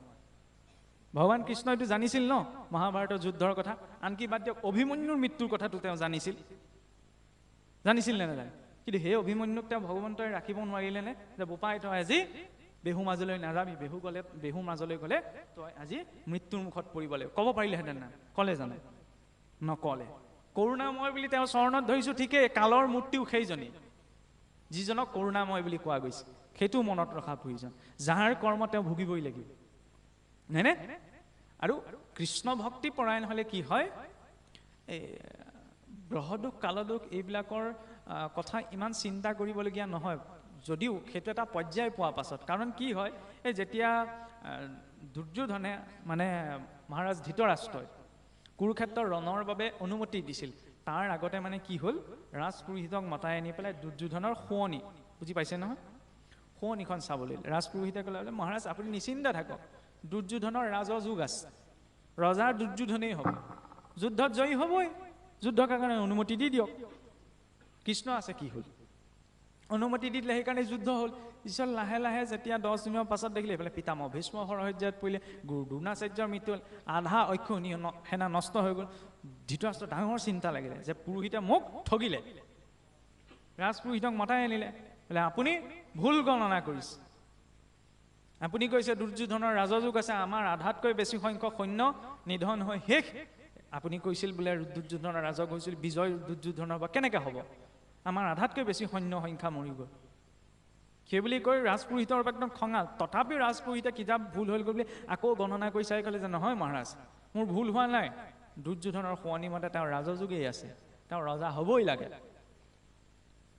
তাৰ পাছতো যেতিয়া দেখিলে যে তাৰ বিপৰীত ফলেই দেখা গৈছে, অলপ সময় ভাবি চিন্তি দেখিলে, তেওঁ কৈছে বোলে এই কুৰুক্ষেত্ৰৰ ৰণৰ মাজত এনেকুৱা কোনোবা এজন আছে যি গ্ৰহ নক্ষত্ৰৰ স্থিতিৰ সৈতে খেলা কৰি আছে, ভগৱান কৃষ্ণ। গোটেই স্থিতিবিলাক সলাই পেলাল, যিটো শুৱনিয়ে কৈছিল সেইটোক পৰিৱৰ্তন কৰিলে। সেইবাবেতো দুৰ্যোধনৰ মৃত্যু। যেতিয়া অধৰ্মৰ পক্ষত থকা যায় ন, তেতিয়াহ'লে বিধিৰ বিধানো সলনি হৈ যায়, তাক ৰাস্তাৰ পৰা আঁতৰাবলৈ, তাক পথৰ পৰা আঁতৰাবলৈ। ধৰ্ম বুলি ক'লে কেৱল এটা সহনশীলতা নহয়, সহনশীলতা এটা পৰ্যায়লৈকেহে থাকে, এটা সময়ত সহনশীলতা নাইকিয়া হৈ গ'ল, হয়নে? কিন্তু আমি যিজনক ঈশ্বৰ বুলি কৈছোঁ, তেওঁৰ ভিতৰত কিন্তু ইমান সহনশীলতা আছে, ভৃগুৰিখীয়ে গৈ পেলাই গুৰ মাৰি দিছিলগৈ। আমাৰ মানুহক দিয়া হ'লেতো কি কৰিলোহেঁতেন ঠিকেই নাই, হাত মোৰ ভৰি এক হৈ থাকিলেহেঁতেন। কিন্তু ভৃগুৰিখীয়ে যেতিয়া গুৰ মাৰি দিলেগৈ নাৰায়ণৰ বক্ষত গৈ, তেতিয়া কি ক'লে যে প্ৰভু আপুনি মোৰ কঠিন বক্ষত গুৰ মাৰি দুখ পালেনি? ইমান সহনশীলতা। ভক্তিয়ে কি কৰে, ব্যক্তিজনক সহনশীল কৰে। মনে যি ভাবি পোৱা গৈছে ঈশ্বৰৰ কৃপা হৈছে কাৰণে মই জীৱনত পাবলৈ এইখিনি পাইছোঁ, আৰু যদি নাই পোৱা তেতিয়াহ'লে ঈশ্বৰৰ ইচ্ছা। তাৰ ফলত অভিযোগটো নাই, আমুকৰ কাৰণে নাপালোঁ, তামুকৰ কাৰণে নাপালোঁ, আমুকৰ কাৰণে হ'ল, তামুকৰ কাৰণে নহ'ল। এইবিলাক সব নিজৰ মনটো সান্তনা দিবলগীয়া কথা। মোৰ জীৱনত যদি কিবা এটা বিপদ ঘটে ন, তেতিয়া মই কওঁ এই আমুকৰ কাৰণে মোৰ এনেকুৱা হ'ল, সেইটো নিজৰ মনটোৰ সান্তনাৰ বাবে। মানুহে জীৱনত সুখ দুখৰ নামত যি যি পায় সকলো নিজৰ কৰ্মফল। আনকি এইটোও নহয় বোলে পতিৰ বা স্বামীৰ অৰ্ধ পুণ্য পত্নীয়ে পায়, পত্নীৰ অৰ্ধ পুণ্য স্বামীয়ে পায়। এইবিলাক সব মন ভাল লগা কথা, তেনেকুৱা কোনো কথা শাস্ত্ৰত উল্লেখেই নাই। ইয়াত আপুনি মই যিটো সম্পৰ্কতে সব ঋণৰ আদান প্ৰদানৰ বাবে, হয়নে? ঋণী হৈ আছো, সেইকাৰণে সেইটো সম্পৰ্ক পোৱা গৈছে। ঋণ আদায়ৰ বাবেহে সেইখন ঘৰত জন্ম পাইছো, এইটো বাস্তৱিকতা। সত্যটো যে সদায় মিঠা হ'ব জৰুৰী নহয়, কেতিয়াবা সত্যটো বহুত তিতা হয়, হয়নে? আৰু সেইকাৰণে চাবচোন, মৰিলেও মৃতকৰ লগত চোৱা আছে বুলি আমাৰ ধৰি লওক জোতা চেণ্ডেলৰ পৰা আৰম্ভ কৰি বিচনা পত্ৰ সকলো পঠাই দিয়া যায়। অলংকাৰকেইটা পঠাই জানো? নপঠাই নহয়। এইবিলাকৰ ক্ষেত্ৰত অন্য ধৰ্ম আমাৰ মাজত একো পাৰ্থক্য নাই। আসক্তিটো আছে যে, সোণ ৰূপৰ অলংকাৰকেইটা খুলি থৈ দিব। কোনে খুলিবলৈ যাব? যাক মই জীৱনত শত্ৰু বুলি ভাবি আছিলোঁ তেওঁ যাব জানো? নাযায়, সেই ইষ্ট মিত্ৰ পৰিয়ালৰ মানুহকেইটাই যাব, হয়নে? বাস্তৱিকতা সেইটোৱেই। জীৱনটোত যাত্ৰা মাটিৰ পৰা মাত্ৰ মাতিলে, পথাৰত খেতি কৰিছোঁ, খেতি ধান চপাই আনিলোঁ, চাউল হ'ল, চাউলক সিজালোঁ, খালোঁ, অন্ন হ'ল, অন্নৰ পৰা ৰস, ৰসৰ পৰা ৰক্ত, ততোমাংসাত, তাৰপিছত মাংস, মাংসৰ পৰা মেদ, মেদৰ পৰা অস্থি, অস্থিৰ পৰা মজ্জা, মজ্জাৰ পাছত পুৰুষৰ শৰীৰত বীৰ্য বা শুক্ৰ, স্ত্ৰী শৰীৰত স্ত্ৰী ৰজ। শৰীৰত একমাত্ৰ এটাই বৰ্জনীয় পদাৰ্থ আছে য'ত প্ৰাণ শক্তি আছে, সেয়া হৈছে এই স্ত্ৰী ৰজ আৰু পুৰুষৰ বীৰ্য বা শুক্ৰ। অন্য সকলো বৰ্জনীয় দ্ৰব্য কোনো প্ৰাণ শক্তি নাই। সেইবাবে যেতিয়া প্ৰজা সৃষ্টি অৰ্থাৎ সন্তান সৃষ্টিৰ বাবে বীৰ্য দান হয়, তাক যজ্ঞ বুলি কোৱা হৈছে, হয়নে? আৰু ভোগৰ নিমিত্তে যদি সেই বীৰ্য নিক্ষেপ হয়, তাক বন্ধন কোৱা হৈছে। ভাৱটো কি? ভাৱ অনুসৰি কৰ্ম সলনি হৈ যায়। আৰু যেতিয়া সেই স্ত্ৰী পুৰুষৰ বীৰ্য ৰজৰ মিলন হয়, তেতিয়াইতো গৰ্ভ উৎপত্তি হয়। মনুষ্যৰ সেইবাবে প্ৰথমটো সংস্কাৰেই হৈছে কি? গৰ্ভ সংস্কাৰ, হয়নে? গৰ্ভ সংস্কাৰ। ঘৰটো বনাওঁতে আমি পৰিকল্পনা কৰি বনাও নে নবনাও? ঘৰটো ক'ত কেনেকে কি থাকিব, হয়নে? কিবা এটা কিনিবলৈ যাওঁতে, বজাৰ কৰিবলৈ যাওঁতেতো আমি লিষ্ট এখন বনাই যাওঁ, পৰিকল্পনা কৰি যাওঁ, নহয়নে? বজাৰখন কৰিবলৈ যাওঁতে পৰিকল্পনা কৰি কৰিছোঁ, ঘৰটো বনাওঁতে পৰিকল্পনা কৰি কৰিছোঁ। তেতিয়া জীৱ এটা যেতিয়া সংসাৰলৈ আহিব, বিনা পৰিকল্পনাত আনিলে হ'বনে? নহ'ব ন? সেইকাৰণে গৰ্ভ সংস্কাৰ। কিন্তু এটা কথা চাওকচোন, আপোনাৰ মোৰ জন্ম ইচ্ছাকৃতভাৱে হৈছে নে অনিচ্ছাকৃতভাৱে হৈছে? কথাটো গভীৰকৈ যদি ভাবি চোৱা যায়, আপোনাৰ মোৰ জন্ম ইচ্ছাকৃতভাৱে হৈছে নে অনিচ্ছাকৃতভাৱে হৈছে? এইখন পৃথিৱীত কাৰো জন্ম ইচ্ছাকৃতভাৱে নাই হোৱা, অনিচ্ছাকৃতভাৱে হৈছে, হয়নে? হয়নে নহয়? যেতিয়া অনিচ্ছাকৃতভাৱে জীৱ এটা আহিছে, তেতিয়াহ'লে অনিচ্ছাকৃতভাৱে ঈশ্বৰ প্ৰাপ্তিও সম্ভৱ নহয়নে? পিতৃ মাতৃৰ পৰা যেতিয়া মোৰ শৰীৰটো অনিচ্ছাকৃতভাৱে সৃষ্টি হ'ল, তেওঁতো সকলো জানে, তেওঁৰ সন্মুখততো অনিচ্ছাকৃতভাৱে আমি তেওঁক প্ৰাপ্তি সম্ভৱ হৈ যাব পাৰে। চিন্তাটো খালি স্পষ্ট হ'ব লাগে। আৰু সেই গৰ্ভ সংস্কাৰ কৰিবলৈ যাওঁতেও আমাৰতো খলধলি লাগে। এবছৰলৈকে যদি কেনেবাকৈ ল'ৰা ছোৱালী মোক দেখুৱাব নোৱাৰে, কোৱা কৈ আৰম্ভ কৰি দিব, হয়নে? এইটো কিছুসকলৰ মানসিকতা। এবছৰ হ'ল বুলিব, হোৱাই নাই নে ল'ৰা ছোৱালী একো? কিছুমান কথা বেয়া লাগে আৰু আমাৰ মুখৰ পৰা শোভাও নাপায়, হ'লেও কৈছোঁ আৰু। কিন্তু চাওক, যে সন্তান জন্ম দিবলৈ হ'লেও এটা কেনেকুৱা ধাৰা ভাগৱত মাৰ্গত দেখুৱাইছে, যে সেই সন্তান জন্ম দিয়া কাৰ্যকো কিদৰে এটা আধ্যাত্মিক সাধনালৈ ৰূপান্তৰ কৰিব পাৰে, নহয়নে? সপ্ত ধাতুৱে হৈছে শৰীৰটোৰ আধাৰ, নহয়নে? এই সপ্ত ধাতু সৃষ্টি হ'বলৈ যাওঁতে যদি সত্ত্বগুণৰ পৰা হৈছে, তেতিয়াহ'লে তেওঁ সাত্বিক হ'বই। যদি ৰজগুণৰ পৰা হৈছে, তেতিয়াহ'লে তেওঁ ৰজগুণীয়া হ'বই। আৰু শিকাই বুজাই তেওঁক ধৰ্ম মাৰ্গলৈ আনিব নোৱাৰে। আৰু যদি তমোগুণীয়া হৈছে, তেতিয়াহ'লে আৰু ক'বলেই নাই, গুৰু গোসাঁই একো নামানে, আৰু বুজাই থাকক, হয়নে? কাৰণ মাতৃগৰাকীয়ে গৰ্ভপালন সময়ত যেনেধৰণৰ অন্ন খাই, যি ভাৱ ৰাখে, যেনেধৰণৰ চিন্তা কৰে, সেইবিলাকৰ আধাৰতে সন্তানটিৰ গুণ বৈশিষ্ট্যও বহুখিনি বিকাশ পায়, হয়নে? সেইবাবে আগতে গৰ্ভপালন কৰা আইগৰাকীক মহ এটাও মাৰিবলৈ নিদিয়ে, কয়নে নকয়? ইমানভাৱে সূক্ষ্মভাৱে চিন্তা কৰিছে যে মহটো মাৰিলে কিজানি হিংসাৰ ভাৱ আহিব, গৰ্ভৰ সন্তানটিত, নহয়নে? খোৱা বোৱাবিলাক বহুত সতৰ্কতাৰে বাছ বিচাৰ কৰা হয়, কিয়? যাতে সেই খোৱা বোৱাবিলাকে গৰ্ভস্থ সন্তানটিক কষ্ট নিদিয়ে। কাৰণ নেমু টেঙা টোপাল এটা চকুত পৰিলে আমাৰ চকুটো কেনেকুৱা লাগিব? যদি জ্বলা টেঙা তিতা এইবিলাক অধিক খোৱা হয়, এইবিলাক গৈ পেলাই ক'ত পৰিব? এই কোমল শৰীৰটোতে এইটো পৰেগৈ ন? জ্বলা টেঙা তিতা খাৰ আদি কৰি মাতৃ খায় যত তাৰৰ ৰসগৈয়া শৰীৰে পৰে, মূৰ্ছা যায় সেহি নয়। সিটোতো বাৰে বাৰে মূৰ্ছিত হৈ থাকে। আমাৰ অনুভৱ হয় এইফালে বোলে বাওঁফালে অনুভৱ হৈছে, সোঁফালে অনুভৱ হৈছে, নাই এনেকুৱা মাতৃসকলে কয় ন। কিন্তু আচল কথা হ'ল কি, সি গৰ্ভ ক্লেশ ভুঞ্জি আছে, কষ্টত আছে। কেনেকৈ কিয় কষ্টত আছে বুলি কোৱা হৈছে? আপুনিয়ে ভাবি চাওক, বিচনাখনত কুচমুচ খাই মানুহটো কিমান দেৰি শুই থাকিব পাৰিব? ভৰি চৰি কুচাই মেলি গাঁঠি বিষত ৰ'ব নোৱাৰা নহ'বনে? ডাঙৰ মানুহজনে কুচমুচ খাই বিচনাখনত শুব নোৱাৰে, নহয়? কঁকাল বিষে ধৰিব, গাঁঠি বিষে ধৰিব। কেঁচুৱাটো মাতৃ গৰ্ভত কেনেকৈ শুই থাকে? গৰ্ভমুদ্ৰাত, হয়নে? নাৰীডালে পাক মাৰি ধৰি থাকে। সি গৰ্ভকলেক ভুঞ্জা নাই নি? ভুঞ্জি আছে। সেইবাবে গোবিন্দ মিশ্ৰৰ পদগীতাত এটা বৰ সুন্দৰ কথা লিখিছে, চৌৰাশী নৰক গৃহে থাকি ভুঞ্জু তথাপি চেতন নাই। চৌৰাশী নৰক বেলেগকৈ ভুগিবলৈ নাই আৰু প্ৰভু ঘৰত থাকিয়ে, গৰ্ভত থাকিয়ে ভুঞ্জি আছো, হয়নে? আৰু সেই গৰ্ভবাসত জীৱই যেতিয়া সেই সপ্তধাতুৰ পাছত পুৰুষৰ আপোনাৰ বীৰ্য শুক্ৰৰ মিলনৰ পাছত গৰ্ভ সৃষ্টি হয়, সৃষ্টি হোৱাৰ পাছত চতুৰ্থ মাহত যেতিয়া জীৱ আহি প্ৰৱেশ কৰেহি, কেনি প্ৰৱেশ কৰি? ব্ৰহ্মতালু বা ব্ৰহ্মৰন্ধ্ৰই, হয়নে? সেইবাবে এই আমাৰ যিটো কয় চুলিৰ বেছ কৰি থকা, হয়নে? এই ব্ৰহ্মতালু বা ব্ৰহ্মৰন্ধ্ৰক সেইবাবে ভগৱানৰ নিৰ্মালীও আমি ইয়াত লওঁ। আইগৰাকীয়ে ধৰি লওক বিবাহিত আইগৰাকীয়ে কপালৰ সেন্দুৰকণো ইয়ালৈকে লয়। আজিকালিহে টিক মাৰি লৈ থৈ দিয়ে আৰু, নহয় নহয়? প্ৰতিটোৰে একোটা দৰ্শন আছিল। মণিকূট ভাগো পৃথককৈ ৰখা হয়, কাৰণ এই নামঘৰ ভাগৰ গঠনো সেই শিৰৰ লগত তুলনা আছে। সাধাৰণতে 5টি 5টি 10টি খুটাই থাকে, পিছত সংখ্যা বাঢ়ে আৰু বহল হ'বলৈ। পঞ্চ কৰ্মেন্দ্ৰিয়, পঞ্চ জ্ঞানেন্দ্ৰিয়, দশ ইন্দ্ৰিয় ধৰি ৰাখিছে। বাটচৰাটো চৰণ যুগল, এই অংশ হৃদয়, দুফালে দুখন বাৰান্দা প্ৰকৃতিৰ আৱৰণ। নামঘৰ তাপ ওপৰত চাটখন আগতে কাছ পিঠিয়াকে চোৱা যায়। কাছ পিঠিয়াকে যেতিয়া চোৱা যায় 3টি তৰপত, 17 তিনি গুণে 3টি তৰপ। আজিকালিহে ধৰি লওক পকী আৰু টিং লগোৱাৰ ব্যৱস্থা আহিলে। মণিকূট ভাগ অকণ পৃথককৈ শিৰ অংশ, য'ত পৰমাত্মাৰ স্থান। যেতিয়ালৈকে মই নিজকে জীৱাত্মা ভাবি সন্মুখত পৰমাত্মা স্থিত আছে এই ভাৱনাৰে নবহো, তেতিয়ালৈকে স্থূল বৈকুণ্ঠ প্ৰৱেশ নহয়। কেৱল কথাতে থাকি যায় স্থূল বৈকুণ্ঠ। প্ৰতিটো কথাৰে একোটা দৰ্শন আছে। আৰু ইয়াত প্ৰৱেশ কৰাৰ পাছত যেতিয়া 9 মাহ 10 দিনত তাৰ শৰীৰটো বিকাশ পায়, বিকাশ হোৱা সি অলপ সংস্কাৰ ক'ৰ পৰা পায়? পূৰ্বৰ সঞ্চিত কৰ্মৰ আধাৰত। পূৰ্ব জন্মত যি কৰিলে তাৰ পৰা অলপ সঞ্চিত কৰ্ম আহে, নহয়নে? অলপ সংস্কাৰ ক'ৰ পৰা পায়? সেই পিতৃ মাতৃৰ পৰা। কেৱল মহাদেৱকে অৰ্ধনাৰীশ্বৰ কোৱা নহয়, প্ৰত্যেক জীৱই অৰ্ধনাৰীশ্বৰ। অৰ্থাৎ পিতৃৰ পৰাও 23ডাল ক্ৰমোজম আহে, মাতৃৰ পৰাও 23ডাল ক্ৰমোজম আহে, লগ লাগিহে তাৰ বংশগতিটো সৃষ্টি হয়, হয়নে নহয়? এইটো শৰীৰতে স্ত্ৰী পুৰুষৰ 2টা তত্ত্ব আছে।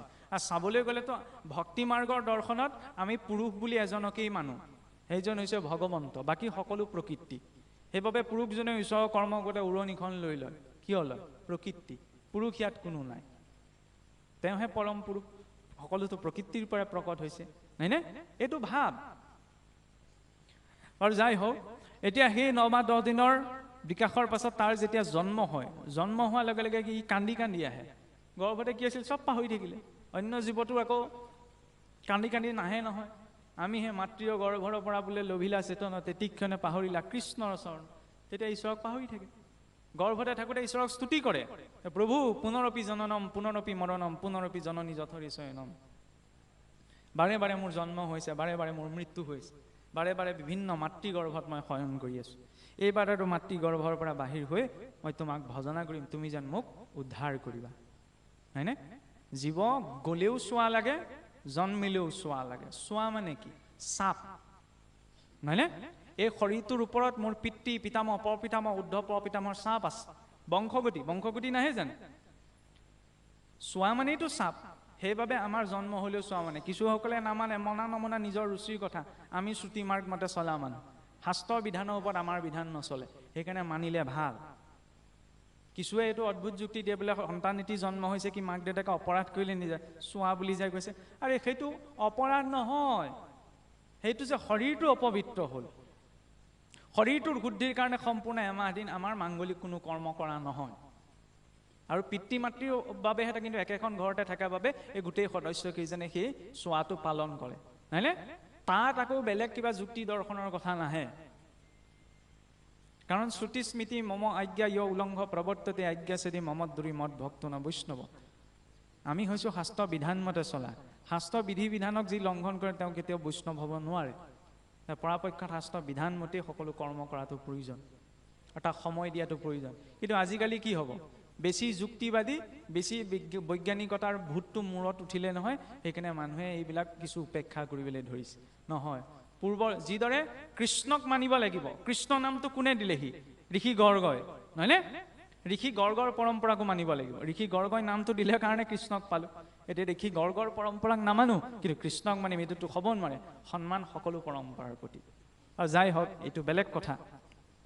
জন্ম হোৱাৰ পাছত সি ক্ৰমাৎ শিশুকাল পাৰ কৰে, নহয়নে? যেতিয়া কেঁচুৱা হৈ থাকে, সি প্ৰথম বগাবলৈ আৰম্ভ কৰে কি আমাৰ শৰীৰত পঞ্চকোষৰ বিকাশ হয়। অন্নময় কোষ, প্ৰাণময় কোষ, মনোময় কোষ, বিজ্ঞানময় কোষ, আনন্দময় কোষ। যেতিয়া কেঁচুৱাটোৱে প্ৰথম বাগৰিবলৈ আৰম্ভ কৰে, তেতিয়া চাবচোন সি যিহকে পায় তাকে মুখলৈ নিব বিচাৰে। বিচাৰে নে নিবিচাৰে? আইসকলেতো ভালকৈ জানিব। মাটিৰ লদা এটা পালে তাকো মুখলৈ নিব, পলিথিনৰ টুকুৰা পালে তাকো মুখলৈ নিব, চব বস্তু খাব বিচাৰে, হয়নে নহয়? সেই শিশুটিয়ে যেতিয়া খোজকাঢ়িবলৈ আৰম্ভ কৰিব, তাকে আকৌ মাকে খোৱাবলৈ পিছে পিছে দৌৰি ফুৰিব লাগে। শান্তিয়ে নাথাকে, বহুৱাই থলেও দৌৰ মাৰি ক'ব পাৰি, হয়নে নহয়? সিদিনালৈকে যিটো সন্তানে যিহকে পায় তাকে মুখলৈ নিছিল, অকণমান ডাঙৰ হোৱাৰ লগে লগে সি দৌৰি ফুৰে, একেথৰে নাথাকে, নহয়নে? খোজকাঢ়িব পৰা হোৱাৰ লগে লগে আৰু অকণমান বয়স বহাৰ লগে লগে কি হয়, মাকে আৰু ভাল বস্তু বনাই দিয়ক। ঘৰত থকা ধান থাকে, কেনেকৈ ওলাই যাওঁ খেলিবলৈ, লগৰকেইটাৰ ওচৰলৈ যাওঁ, খোৱা বোৱাৰ প্ৰতি কোনো চিন্তা নাহে, নহয়? খাবলৈ পালেও পালে, নাপালেও নাই, হয়নে? এই পৰিৱৰ্তনটো কিয় হয়? প্ৰথম কি বিকাশ পায়? অন্নময় কোষ। সেইবাবে সেইখিনি সময়ত শৰীৰটো অন্নৰ প্ৰতি সম্পূৰ্ণ সতৰ্ক হৈ থাকে, যিহকে পায় তাকে মুখলৈ নিয়ে। সেইকাৰণে সেই শিশুকালত তাৰ অন্ন সম্পূৰ্ণ শুদ্ধ আত্মিক হ'ব লাগে। অন্নপ্ৰাশনতো সেইবাবে আমাৰ পঞ্চামৃত দিয়ে, নহয়নে? মাছ মঙহ জোল বা মিতিৰ কুটুমেহে খায়, সন্তান দি বদনাম দি আমি মানুহে খাওঁগে। দেখিছেনে কিমান কপটীয়া জীৱ? সিটোতো নকয় মই মাছ খাওঁ মঙহ খাওঁ বুলি, কিন্তু জোলখিনি নি পেলাই তাৰ মুখত দিয়া হৈছে অন্নপ্ৰাশনৰ নামত। সেইটোতো নহয় ন। ব্যক্তিগত ৰূপত কোনোবাই কি খাইছে তাত ক'বলগীয়া নাই, কিন্তু সংস্কাৰ যেতিয়াতো আচৰণ হয়, সেইখিনি সময়ত অন্তত তাৰ মুখত সেই ভাল বস্তুখিনি, শুদ্ধ আত্মিক দ্ৰব্যখিনি দিয়াটো প্ৰয়োজন। মই জীৱ হত্যা হিংসাৰ কথা নকওঁ, আচল কথা হ'ল গুণৰ। কোনটো গুণ লাগে? সাত্বিক গুণটো লাগে ন। সাত্বিক গুণটো ক'ৰ পৰা আহিব? সাত্বিক খাদ্যখিনিৰ পৰা। গতিকে সাত্বিক খাদ্যখিনিত বেছি গুৰুত্ব এটা দিব লাগে সেইখিনি সময়ত, নহয়নে? তাৰপিছত যেতিয়া সেইখিনি সময়ত যদি তাৰ অন্নময় কোষটো সাত্বিক হৈছে, তেতিয়াহ'লে ছিষ্টেমটো ঠিকেই যাব ন। তেনেকেই বোলে সৃষ্টিখন চলিয়ে আছে ইমানখিনি চিন্তা নকৰাকৈ। সৃষ্টিখন চলি থকাটো ডাঙৰ কথা নহয় নহয়। আমি জীৱনত বিচাৰোঁ ন, ভালতকৈ যাতে ভালটো খাবলৈ পাওঁ, ভালতকৈ যাতে ভাল কাপোৰযোৰ পিন্ধিবলৈ পাওঁ, ভালতকৈ যাতে ভালদৰে থাকিব বিচাৰোঁ নে নিবিচাৰোঁ? গতিকে যদি আমি ইচ্ছা কৰোঁ, তেতিয়াহ'লে আমাৰ জীৱনটোক আৰু সুন্দৰ কৰিব পাৰোঁ শাস্ত্ৰীয় তথ্যবিলাকৰ জৰিয়তে। সেইবাবে এইখিনি কথা কোৱা হৈছে। কাৰোবাক ভুল ধৰিবলৈ, কাৰোবাক জ্ঞান দিবলৈ, কাৰোবাৰ ওপৰত জ্ঞানী দেখুৱাবলৈ এইখিনি কথা কোৱা হোৱা নাই। আৰু এইখিনি কথা মোৰ কথা নহয়, আপোনাৰ কথা নহয়, শাস্ত্ৰৰ কথা, হয়নে? ইয়াৰ পাছতে কি বিকাশ পায়? প্ৰাণময় কোষটো। সেইবাবে প্ৰাণ চঞ্চল হৈ থাকে। আমাৰতো পঞ্চপ্ৰাণ আছে ন শৰীৰত, প্ৰাণ, অপান, ব্যান, সমান, উদান। এই 5 প্ৰকাৰৰ প্ৰাণবায়ু আছে। উশাহত প্ৰাণবায়ু, নিশাহত অপান বায়ু, সমস্ত শৰীৰতে ব্যাপ্ত হৈছে ব্যান বায়ু, নাভিত আছে উদান বায়ু। এই পঞ্চপ্ৰাণে শৰীৰটো ধাৰণ কৰি আছে। সেইবাবে যেতিয়া আগতে চাবচোন, মানুহ এজন যেতিয়া মৃত হয়, মৃত হোৱাৰ লগে লগে তেওঁক দাহ সংস্কাৰ কৰিবলৈ নিয়া নাযায়। তুলসী তললৈ উলিয়াই পেলাই অন্ততঃ 3 ঘণ্টা সময় সেই শটোক ৰখা যায়। আজিকালিহে সময় নাই, সোনকালে বোলে মৰিলে জ্বলাই মেলি আজৰি হ'ব লাগে। কিয়? কাৰণ এই পঞ্চপ্ৰাণ ওলাই যাবলৈ মিনিমাম অন্ততঃ সেই 3 ঘণ্টাৰ সময় লয়। প্ৰথমতে প্ৰাণবায়ু, তাৰ পৰা অপান বায়ু, সমান বায়ু, ব্যান বায়ু, উদান বায়ু। সেই পঞ্চপ্ৰাণ সম্পূৰ্ণ ৰূপত শৰীৰৰ পৰা ওলাই যোৱাৰ পাছতহে সেই শৰীৰটো দাহ সংস্কাৰ কৰা যায়। ইমানখিনিলৈকে তথ্য আছিল, নহয়নে? কাৰণ মৃত্যুৰ পাছতো যেতিয়া যন্ত্ৰবিলাক বিকল হৈ যায়, সেইখিনি সময়তো 45 মিনিট সময়লৈকে শৰীৰটোত সেই প্ৰাণ থাকে। সেইখিনি সময় কোৱা হয় ভৈৰৱী যাতনা। চকুৰ প্ৰচাৰতে সকলো দেখি থাকে, কিন্তু একো ক'ব নোৱাৰে। হাতেৰে কিবা এটা দেখুৱাব বিচাৰে, কিন্তু দেখুৱাব নোৱাৰে। প্ৰাণ আছে, জীৱনটোত যি কৰিলে এই কেমেৰাত যে ৰীল চলে চব চকুৰ আগত ৰীল চলি যায়, তাৰ পাছতহে জীৱ শৰীৰৰ পৰা বাজ হয়। সেইবাবে আচলতে এই পৰম্পৰাখিনি আছিল। বাৰু যাই হওক, অন্নময় কোষৰ পাছতে কি বিকাশ হয়? মনোময় কোষ। আৰু সেই মনোময় কোষকে সেইখিনি সময়ত শাস্ত্ৰত কয় পৌগণ্ডকাল, যেনেকৈ আমাৰ কৈশোৰ কালটো। সেইখিনি সময়ত কিয় ঘৰত আৰু মাকে ভালকৈ ভাত বনাওঁ, তাত ধান্দা নাথাকে। কেনেকৈ লগৰকেইটা ওচৰলৈ খেলিবলৈ যাওঁ, ওলাই যাওঁ, নহয়নে? বেছি ঘৰ সেইখিনি সময়ত মন চঞ্চল হৈ থাকে। আৰু মনৰ স্বাভাৱিক প্ৰকৃতিটো হৈছে অধোগামী, ই সদায় অধোলে যাব বিচাৰে, হয়নে? ভাত খাই আছোঁ নহয়, এই বোলে আজি অকণমান বোলে গধূলা সময়ত নামঘৰলৈ যাবলৈ লাগিছিল, এই কামৰ পৰা আহি ভাগৰ লাগিছে, সেইখিনি সময়ত যাবলৈ মনটো নাযায়, হয় ভাগৰ লাগি সেই দিনটো কাম কৰি পেলাই, নহয় জানো? কিন্তু তিনিআলি মূৰত যদি হুলস্থুলতা হয়, তেতিয়াহ'লে ভাগৰ হৈ নাথাকে আৰু, নহয়নে? এই ভৰিকেইটাত জোৰ ক'ৰ পৰা আহে নাজানো, তাত উপস্থিত হৈ দিমগৈ। কোনেনো কি লাগিলে জানো, কোনে কাক মাৰিলে, এইটো ব্যক্তিজনৰ দুখ নহয়, এইটো ইন্দ্ৰিয়ৰ দুখ। হে, ইন্দ্ৰিয়বিলাক স্বাভাৱিকতে চঞ্চল, হয়নে? ভুলতে সেইকাৰণে বেয়া মাতটোহে ওলাই যায়, ভুলতে ৰামকৃষ্ণ বুলি নোলায়। নাকে বেয়া গোন্ধটো পটককৈ পায়, ভুলটো চকুটোতে পটককৈ দেখে, ভালটো আকৌ পটককৈ নেদেখে নহয়, দেখে জানো? নেদেখে। এইটো ইন্দ্ৰিয়ৰ স্বাভাৱিক প্ৰকৃতি। সেইখিনি সময়ত মনক নিয়ন্ত্ৰণ কৰিবলৈ আমাৰ কি কৰা হৈছিল? পূৰ্বতে এইটো পৰম্পৰা আছিল, গুৰুকুললৈ পঠাই দিছিল, নহয়নে? আগতে গুৰুকুলৰ ব্যৱস্থা আছিল নহয়। গুৰুকুলত নিজৰ জীৱনত যাৱতীয় সকলো শিক্ষা তেওঁ লৈছিল। গুৰুকুলত গৈ পেলাই তন্ত্ৰ মন্ত্ৰ শিকিছিল, এয়াই নহয়, গুৰুকুলত পঢ়ি পেলাই বিমান বিদ্যা, ঔষধ বিদ্যাও শিকা গৈছিল। কাৰণ চিকিৎসা বিজ্ঞানৰ প্ৰথমখন গ্ৰন্থ ঋষি পৰম্পৰাৰ পৰাই ওলোৱা। ঋষিমুনি বুলি ক'লে আজিকালি মানুহে ভাবে দাড়ি দীঘল, চুলি দীঘল, আৰু যেনেকৈ বোলে কাম নাই বন নাই আৰু গছৰ তলত বহি আছে। ঋষিসকলক অপমান কৰা যায় আজিকালি। কিছু আপোনাৰ হেৰিয়েতো যেনেকৈ উপস্থাপন কৰে, ঋষিয়ে প্ৰৱেশ কৰিছে নে দৈত্যই প্ৰৱেশ কৰিছে একোৱে পাৰ্থক্য নাই, যিটো মুড লৈ প্ৰৱেশ কৰে। তেওঁলোকৰ সমান চিন্তাধাৰা, তেওঁলোকৰ সমান দৰ্শন আজিলৈকে কোনেও কৰিব পৰা নাই, হয়নে? বিমান শাস্ত্ৰ, চিকিৎসা শাস্ত্ৰ, ৰসায়ন বিজ্ঞান, মহাকাশ বিজ্ঞান কি নাই? একমাত্ৰ আমাৰ সংস্কৃতিটোতে এইটো কোৱা হৈছে যে শাস্ত্ৰৰ ওপৰত কোন আছে? গণিতম মূৰ্ধনি স্থিতম, গণিত, অংক, নহয়নে? ধৰ্মতনো গণিতৰ কথা আহিব পাৰেনে? কিন্তু আছে। নামঘৰ ভেটিটো বনাবলৈ যাওঁতেও গণিত আছে, বেদীখন বনাবলৈ যাওঁতেও গণিত আছে। আপোনালোকৰ ইয়াত কেনেধৰণে আৰ্হি আছে নাজানো। ভাগৱতৰ যে এই বেদী ভাগ যে বনোৱা যায়, কিয় বনোৱা যায়? এই মহাপুৰুষৰ ধৰ্মৰ মূল ভেটি হিচাপত কীৰ্তন, দশম, ঘোষা, ৰত্নাৱলী, 4 বেদ স্বৰূপ বুলি কোৱা হয়। সেই ৰূপত সাক্ষী ৰূপত 4 শাস্ত্ৰ ৰখা হয়, নহয়নে? ভাগৱতৰ আগলৈ কাষলৈ যোৱাৰ আগতে সাধাৰণ আমি মানুহে সেই কীৰ্তন, দশম, ঘোষা, ৰত্নাৱলী পঢ়িব লাগে, চাব লাগে। কিন্তু ৰত্নাৱলী, ঘোষা এইবিলাক ক'ৰবাতে থাকি যায় আৰু, নহয়নে? ভক্তি প্ৰেমাৱলী, কিন্তু তাৰ পৰা ভেটিটো নিৰ্মাণ হয়। আৰু বেদীখনত যে শংখ চক্ৰ গদা পদ্ম দিয়া হয়, ইয়াততো 10 গছ দিয়া হৈছে। সাধাৰণতে চাবচোন পূৰ্ণ বেদীত 32 গছ বন্তি দিয়ে, এইফালে 16 গছ, এইফালে 16 গছ। নিৰ্ণয়টো কিছু কিছু ঠাইত বেলেগ হয়। কিয় দিয়া হয়? বৈকুণ্ঠ, স্থূল বৈকুণ্ঠ ক'ত? মণিকূট, হয়নে? মণিকূটৰ পৰা ভগৱন্তক সমস্ত জীৱকুলৰ বাবে ভক্তজনে আমন্ত্ৰণ কৰি আনিছে। আমন্ত্ৰণ কৰি অনাৰ প্ৰতীক ৰূপত সেই বেদীখন ভগৱন্তৰ 32 অলংকাৰ পৰিধান কৰে, নহয়নে? 32 অলংকাৰ প্ৰতীক ৰূপত 16 গছ 16 গছ 32 গছ বন্তি, সাক্ষী, শংখ চক্ৰ গদা পদ্ম তেওঁৰ ভূষণ, হয়নে? আজিকালি কিছু জেগাত আৰু এই ফ্ৰেম এটা বনাই আনি পেলাই বহুৱাই দিয়ে, নহয়নে? বেছি আধুনিকতালৈ গুচি গ'লগৈ। সেইটো আচলতে নহয়, বেদীখন স্থাপন কৰা যায়, তাৰ প্ৰতিটোৰে একোটা নিৰ্ণয় থাকে, হয়নে? কিয় দেখুওৱা গৈছে? তাৰ আধাৰতেতো আমি ঈশ্বৰক চিন্তা কৰোঁ, নহয়নে? এতিয়া মনটোক নিয়ন্ত্ৰিত কৰিবলৈ, মনটোক সংযম কৰিবলৈ, গুৰুমুখী কৰি, গুৰুৱে আমাৰ গুৰুমুখী কৰাৰ ব্যৱস্থাটো কেতিয়া কি কয়? সাধাৰণতেতো শৰণ, যিটো প্ৰতিজ্ঞা প্ৰত্যেক জীৱই মাতৃগৰ্ভতে ঈশ্বৰক কৰি থৈ আহে যে প্ৰভু এই শৰীৰটোৰ পৰা জন্ম হৈ মই তোমাক ভজনা কৰিম। কিন্তু জন্ম হোৱাৰ লগে লগে সি পাহৰি যায়, সংসাৰখনলৈ অহাৰ লগে লগে। সেই প্ৰতিজ্ঞাটো কোনে মনত পেলাই দিয়ে? গুৰুৱে শৰণ দিওঁতে, ঈশ্বৰত আশ্ৰয় প্ৰদান কৰায়, হয়নে নহয়? সেইকাৰণে অকণমান বুদ্ধিটো অহাৰ লগে লগে, অকণমান চিন্তা কৰিব পৰা শক্তিটো হ'লে গুৰুমুখী কৰাৰ ব্যৱস্থাটো লাগে। গুৰুমুখী কিদৰে হোৱা যায়? বোলে মই আমুক সত্ৰৰ শিষ্য, মই আমুকত শৰণ ল'লোঁ, সেয়াই শৰণ নি? নহয় নহয়, গুৰুৱে কি কৈছে শৰণত সেইটোতো মনত ৰাখিব লাগিব। গুৰুৱে দিয়ে মাটি হিচে ধৰে আতি, গুৰু বাক্যত যদি আস্থা নাই তেতিয়াহ'লে মই ধেৰ শাস্ত্ৰ পঢ়িতো লাভ নাই, নহয়নে? পাহৰি যায় বুলি আমাৰতো হৰি ভকতে জানো পাতি দিয়ে, নহয়নে? সমাজে কি বুলি ভাবি ল'লে হৰিভকত কেলৈ পাতি দিয়ে, এই পিছত বোলে বিয়া পাতিলে একেলগে ছাতি ধৰিব লাগিব, ছাতি ধৰা সখী। সেইটো সমাজৰ লোকাচাৰ। কিয় পাতি দিয়ে হৰিভকত? হৰিভক্তিৰ সাক্ষীৰ ৰূপত, হয়নে? তই বুলিও সম্বোধন কৰিব নোৱাৰে। বান্ধৱ আছ বিষ্ণু ভক্ত আছ। কেনেবাকৈ যদি বন্ধুটো বেয়া হয় তেতিয়াহ'লে সকলো শেষ আৰু। কিয়? ল'ৰা ছোৱালীয়ে নিজৰ মাক দেউতাকৰ আগতো খোলাখুলিকৈ যিকেইটা কথা নকয় সেইকেইটা কথা নিজৰ বন্ধুবৰ্গৰ আগত কয়গৈ। জ্যেষ্ঠজনেও নিজৰ অভিজ্ঞতাৰ পৰা সেইটো ক'ব পাৰে, হয়নে নহয়?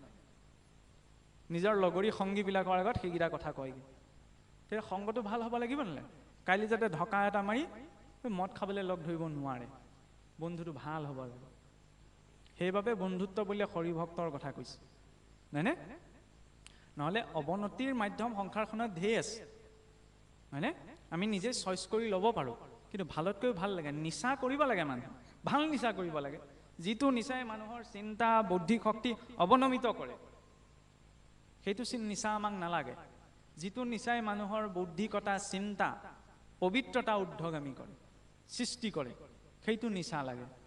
ভাল বস্তুৰ মাজত, ভাল খাদ্যৰ মাজত, ভাল মানুহৰ সংগৰ মাজত, সেইটোতো নিচা কৰিব পাৰি। ভগৱানৰ নাম লোৱাটো এক প্ৰকাৰৰ নিচা, নহয়নে?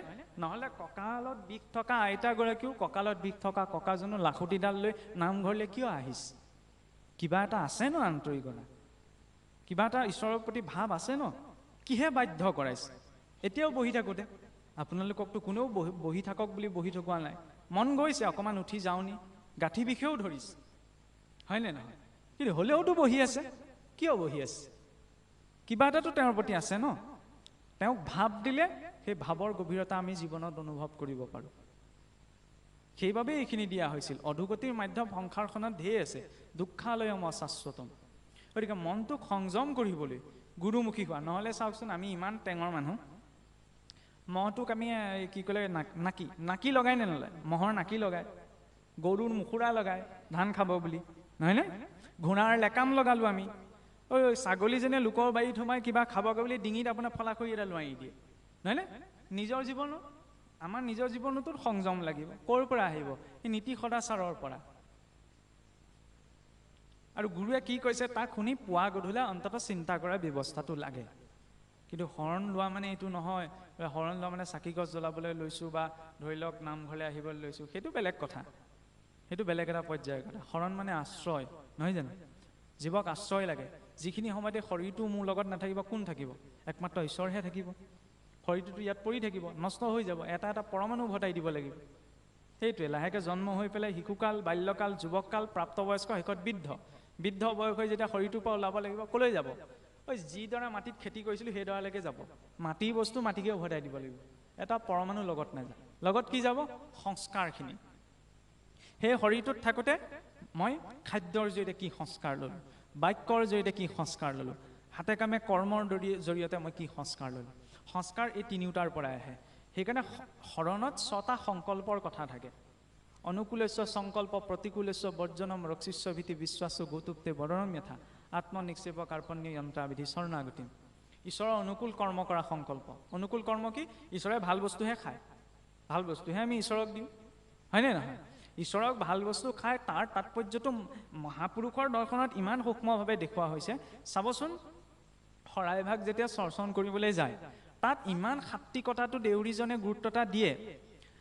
শৰাইভাগত সাধাৰণতে কিছু কিছু জেগাত ধৰি লওক শৰাইত বুটো দিয়ে, নহয়নে? কিন্তু মূল শৰাইভাগত সাধাৰণতে বুট দিয়া নাযায়। কিয় দিয়া নাযায়? বুটটো দিয়া মানে কি? তাত প্ৰাণ আছে, নহয়নে?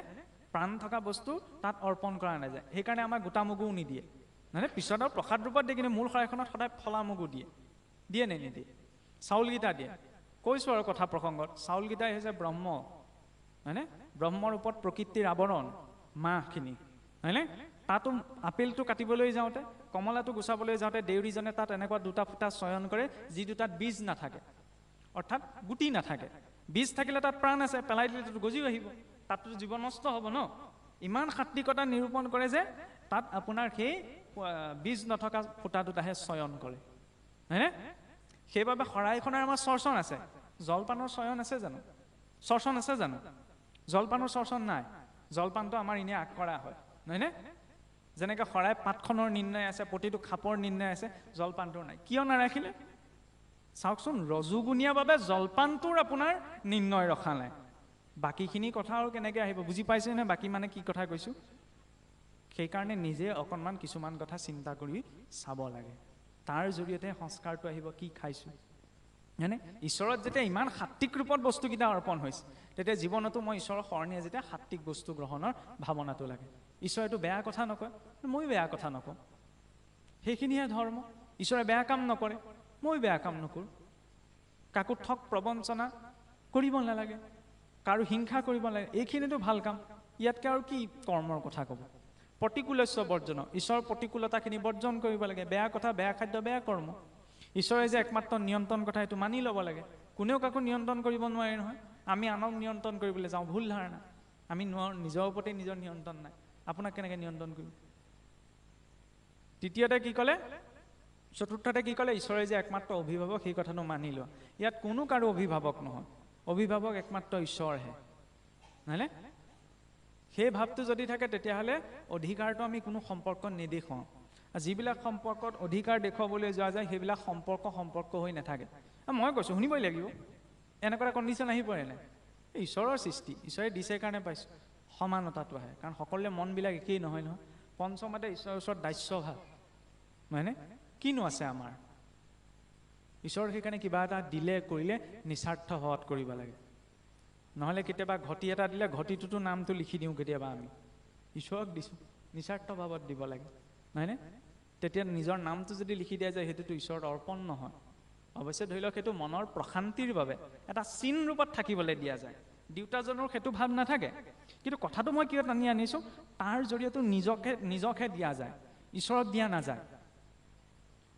নহয় যদি মই এতিয়া চাওঁ, আমি যে নাম লিখি দিওঁ, নহয়নে? নাম লিখি দিয়াৰ লগে লগে সেইটো আপোনাক দিয়া নহ'ল, মোৰেই হৈ আছে চাবলৈ গ'লে। তাত মই লিখি দিছোঁ ন নামটো।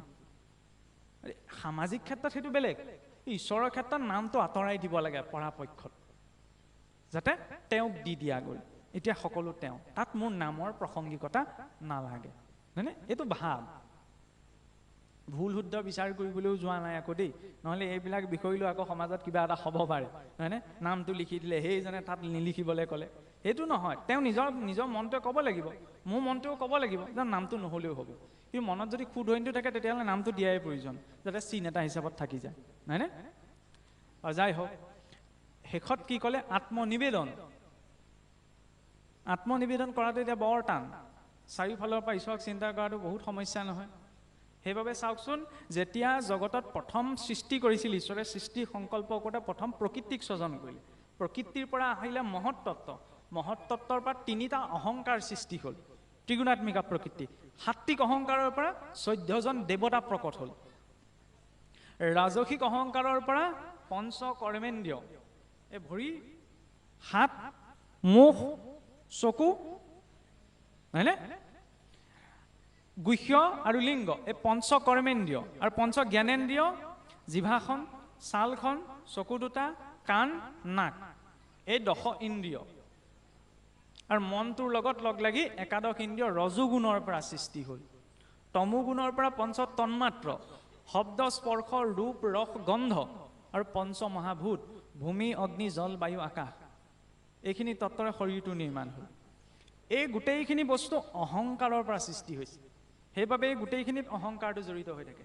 আৰু কাম, ক্ৰোধ, লোভ, মোহ, এইবিলাক নীতি নিয়মত থাকিলে অকণমান সংযম কৰিব পাৰি, হয়নে নহয়? আচল সমস্যা কি? এই অহং মম ভাৱটো। মাতৃ যশোদাই ভগৱান কৃষ্ণক বান্ধিবলৈ যাওঁতে নন্দ মহাৰাজৰ 1 লাখ গৰু আছিল, 1 লাখ পঘায়ো নোৱাৰিলেগৈ, দুৱাঙুলত থাকি গ'ল। মাতৃ যশোদাৰ মনত কি কাম ভাৱ আছিল নি? ক্ৰোধ ভাৱ আছিল নি? লোভ আছিল নি? মদ মাচৰ্য ঈৰ্ষা অসূয়া আছিল জানো? একো নাই। কিয় নোৱাৰিলে দুৱাঙুলত? মই মোৰ ভাৱ। বহুত উচ্চ পৰ্যায়লৈ থাকেগৈ অহংকাৰটো, হয়নে? সেই আচল সমস্যা এই মই মোৰ ভাৱ দুটা। আৰু ৰাতিপুৱা শুই উঠাৰ পৰা গধূলা বিচনালৈ যোৱালৈকে এই মই মোৰ শব্দ দুটা উচ্চাৰণ নকৰাকৈ আপোনাৰ মোৰ জীৱনটোৱেই নচলে, নহয় জানো? কোনে কৰিলে? মই কৈছোঁ, মোৰ হয়, হয়নে? সেইকাৰণে পুৱা গধূলা বাকী গোটেই দিনটো মই মোৰ শব্দ দুটা সংসাৰৰ ক্ষেত্ৰত প্ৰয়োগ কৰি থাকোঁ আমি। পুৱা গধূলা অন্ততঃ মই মোৰ শব্দ দুটা ঈশ্বৰৰ ক্ষেত্ৰত প্ৰয়োগ কৰিব লাগে। মই কোন? ঈশ্বৰৰ দাসৰো দাসৰো দাস, হয়নে নহয়? গোপী ভট্টা পদকমল দাসো দাসানো দাসং দাস, গোপী ভট্টা পদকমলৰ দাসৰো দাসত তানৱ ৰাসৱ হলোঁ। কেৱল গালেই নহয়, ভাৱটোও লাগে যে মই তেওঁৰ দাসৰো দাসৰ দাস। এইটো মোৰ পৰিচয়। মই কোন? ঈশ্বৰৰ সেৱকৰ সেৱকৰো সেৱক। আৰু মোৰ কোন? একমাত্ৰ ভগৱান। সেইখিনি সময়ত মই মোৰ ভাৱটোৰ সাৰ্থকতা আহে। কিন্তু যদি কেৱল সংসাৰৰ ক্ষেত্ৰতে মই মোৰ শব্দটা প্ৰয়োগ কৰি থাকোঁ, তেতিয়াহ'লে তেওঁ বন্ধনত সোমাই সোমাই গৈ থাকে, বদ্ধতাত সোমাই সোমাই গৈ থাকে। এতিয়া অহংকাৰৰ পৰা সৃষ্টি হোৱাৰ কাৰণে সমস্যা গোটেইকেইটাত আছে। এই কিছুসকলে এতিয়া চাবচোন দেই, কথাবিলাক আচলতে বহল দৃষ্টিভংগীৰে চাব পাৰিলে ভাল হয়। এই সত্যগুণৰ পৰা যি 14জন দেৱতা প্ৰকট হ'ল, সেই 14জন দেৱতাক ঈশ্বৰে ক'ত অধিষ্ঠান দিলে? আমাৰ শৰীৰত। এই ভাগৱতৰ পদ এটাই বৰ বেছি সমস্যা সৃষ্টি কৰি থাকে। আনৰ দেৱী দেৱ নকৰিবা, হেব মূৰ্তিকো নাচাইবা, ধৰ গৃহ নপকিবা, প্ৰসাদো নাখাবা, ভক্তি হৈব ব্যভিচাৰ। এটা কথা ঠিক, বৈষ্ণৱ মাৰ্গত আমাৰ ভজনীয় দেৱ এজনেই, ভগৱান কৃষ্ণ বিষ্ণু, হয়নে? গুৰি তেওঁৱেই, কিন্তু তেওঁৰ পৰা সৃষ্টি হোৱা সমস্ত দেৱী দেৱতাসকলো তেওঁৰ বিভূতি। আপোনাৰ ঘৰখনৰ মূল মানুহ আপুনি, আপোনাক চিনি পালোঁ বুলি আপোনাৰ ল'ৰা ছোৱালীক মই সন্মান নকৰিম, এইটো কথা হ'ল? এইটোতো হ'ব নোৱাৰে, নহয়নে? শান্তমূৰ্তি কৃষ্ণ দেৱক ভজন্ত, আন দেৱ সমস্তকো নিন্দা নকৰন্ত। কেতিয়াও যাতে আন দেৱী দেৱতা বুলি কাকো নিন্দা নকৰে, এইটো ভাৱ হ'ব লাগে। আৰু দ্বিতীয় কথা হ'ল কি, আন বুলি ক'লেতো আমি তেওঁলোকক আন বুলি নুবুজোৱে, কাৰণ ঈশ্বৰে নিজেই সৃষ্টি কৰিছে। আন কেনেকৈ হ'ল? আপুনি নিজৰ ল'ৰাটোক আন বুলি ক'ব জানো? নিজৰ পত্নীক আন বুলি ক'ব জানো? আন বুলি ক'লে আমি সেই সকলোকে বুজো যিসকল অনাৰ্য পৰম্পৰা। আৰ্য পৰম্পৰাত থকাসকল কেতিয়াও আন হ'ব নোৱাৰে, কাৰণ য'ত নৰবলি ইত্যাদিৰ বিধান আছে, হয়নে, যিবিলাক তমোগুণৰ মাৰ্গ, আমাৰ শাস্ত্ৰ উল্লেখ নথকা সেইসকলকে আমি আন বুলি ভাবোঁ। আৰু তাত গৃহ শব্দটো প্ৰয়োগ কৰিছে মহাপুৰুষে, মন্দিৰ শব্দটো প্ৰয়োগ কৰা নাই। গৃহস্থী ঘৰখনৰ দেৱতা হৈছে পুৰুষজন, সেইকাৰণে আমাৰ লক্ষ্মী নাৰায়ণ বুলিতো জ্ঞান কৰে। কিছুসকলেতো নামানিব পাৰে, কিন্তু কাৰোবাৰ সাহস আছেনে বিবাহৰ বিধিখন সলাই দিয়া? লক্ষ্মী নাৰায়ণ বুলি জ্ঞান কৰা হয়নে নহয়? হয়নে নহয় বাৰু? সেই আপোনাৰ বিবাহিত পুৰুষজনক আৰু পত্নীগৰাকী, দেৱী দেৱতা তাতেই আছে। আৰু তাতহে নালাগে, বাহিৰত নকৰো নেলাগে, গোটেই দেৱী দেৱতা সোপাচোন ইয়াতে বহি আছে। কৰ্ণত দিগগণ, নাসিকাত অশ্বিনী কুমাৰ, নেত্ৰত আদিত্য, পদত বিষ্ণু, হস্তত ইন্দ্ৰ, মনত চন্দ্ৰ, অহংকাৰত ৰুদ্ৰ, লিংগত প্ৰজাপতি, গুহ্যত মিত্ৰ। গতিকে সূক্ষ্মভাৱেও চাব লাগিব। এই ইয়াত থকা বৰুণৰ প্ৰতি যদি আসক্ত নহওঁ, জিভা ইন্দ্ৰিয় দেৱতা বিষয়ে তিনিওটা সংযুক্ত হৈছে, জিভাখনৰ অধিষ্ঠাতা বৰুণ। এতিয়া বৰুণক কেৱল সোৱাদ খুৱাই থাকিলেই নহ'ব নহয়, সেই খোৱা বস্তুটোত শুদ্ধ আত্মিকতাটো বিচাৰ কৰিব লাগিব। কিন্তু ইফালে গ'লে একদম দেৱী দেৱতাৰ নাম শুনিলে একদম জঙি হৈ পৰিম, নুশুনো বুলি। এইফালে যদি এসোপাকে আকৌ ভোগ খুৱাই থাকোঁ, ইন্দ্ৰিয় কেন্দ্ৰিকে হৈ থাকোঁ, তেতিয়াহ'লে হ'ব জানো? নহ'ব। সেইকাৰণে ইয়াতো গুৰুত্বতা দিব লাগিব। গৃহ অন্য দেৱী দেৱতাৰ গৃহলৈ প্ৰৱেশ নকৰোঁ, অন্য দেৱী দেৱতাৰ গৃহতেই আছোঁ। কৰ্ণত দিগগণ, গোটেই দেৱী দেৱতাবিলাকেই আছেচোন, নহয়নে? সকলোৰে মৰ্যাদাটো বেলেগ বেলেগ। ঈশ্বৰ আছে কাৰণে ইন্দ্ৰিয়বিলাক বৰ্তি আছে, সেইটো ধাৰণা মনত ৰাখিলেই হ'ল। বোলে দেৱতাসকল কাণত আছে, কাণখন কাটি পেলাওঁ, নাকত আছে, নাকটো কাটি পেলাওঁ, এইটোতো আমি ক'ব নোৱাৰোঁ ন। এইখিনি লাগিব। সেইখিনি কিয়? নিৰ্দিষ্ট মাধ্যমৰ বাবে, কিন্তু মূল ভগৱন্ত কৃষ্ণই। এতিয়া সেইবিলাকলৈ আকৰ্ষিত হৈ যদি কৃষ্ণক উপেক্ষা কৰি দিওঁ, তেতিয়াহ'লে কিন্তু ভক্তি ভ্ৰষ্ট হ'ব, নহয়নে? গুৰিৰ গুৰুত্বতা সদায় গুৰিয়েই, আৰু ডালপাতৰ গুৰুত্বতা হয় ডালপাতৰ স্থানতে।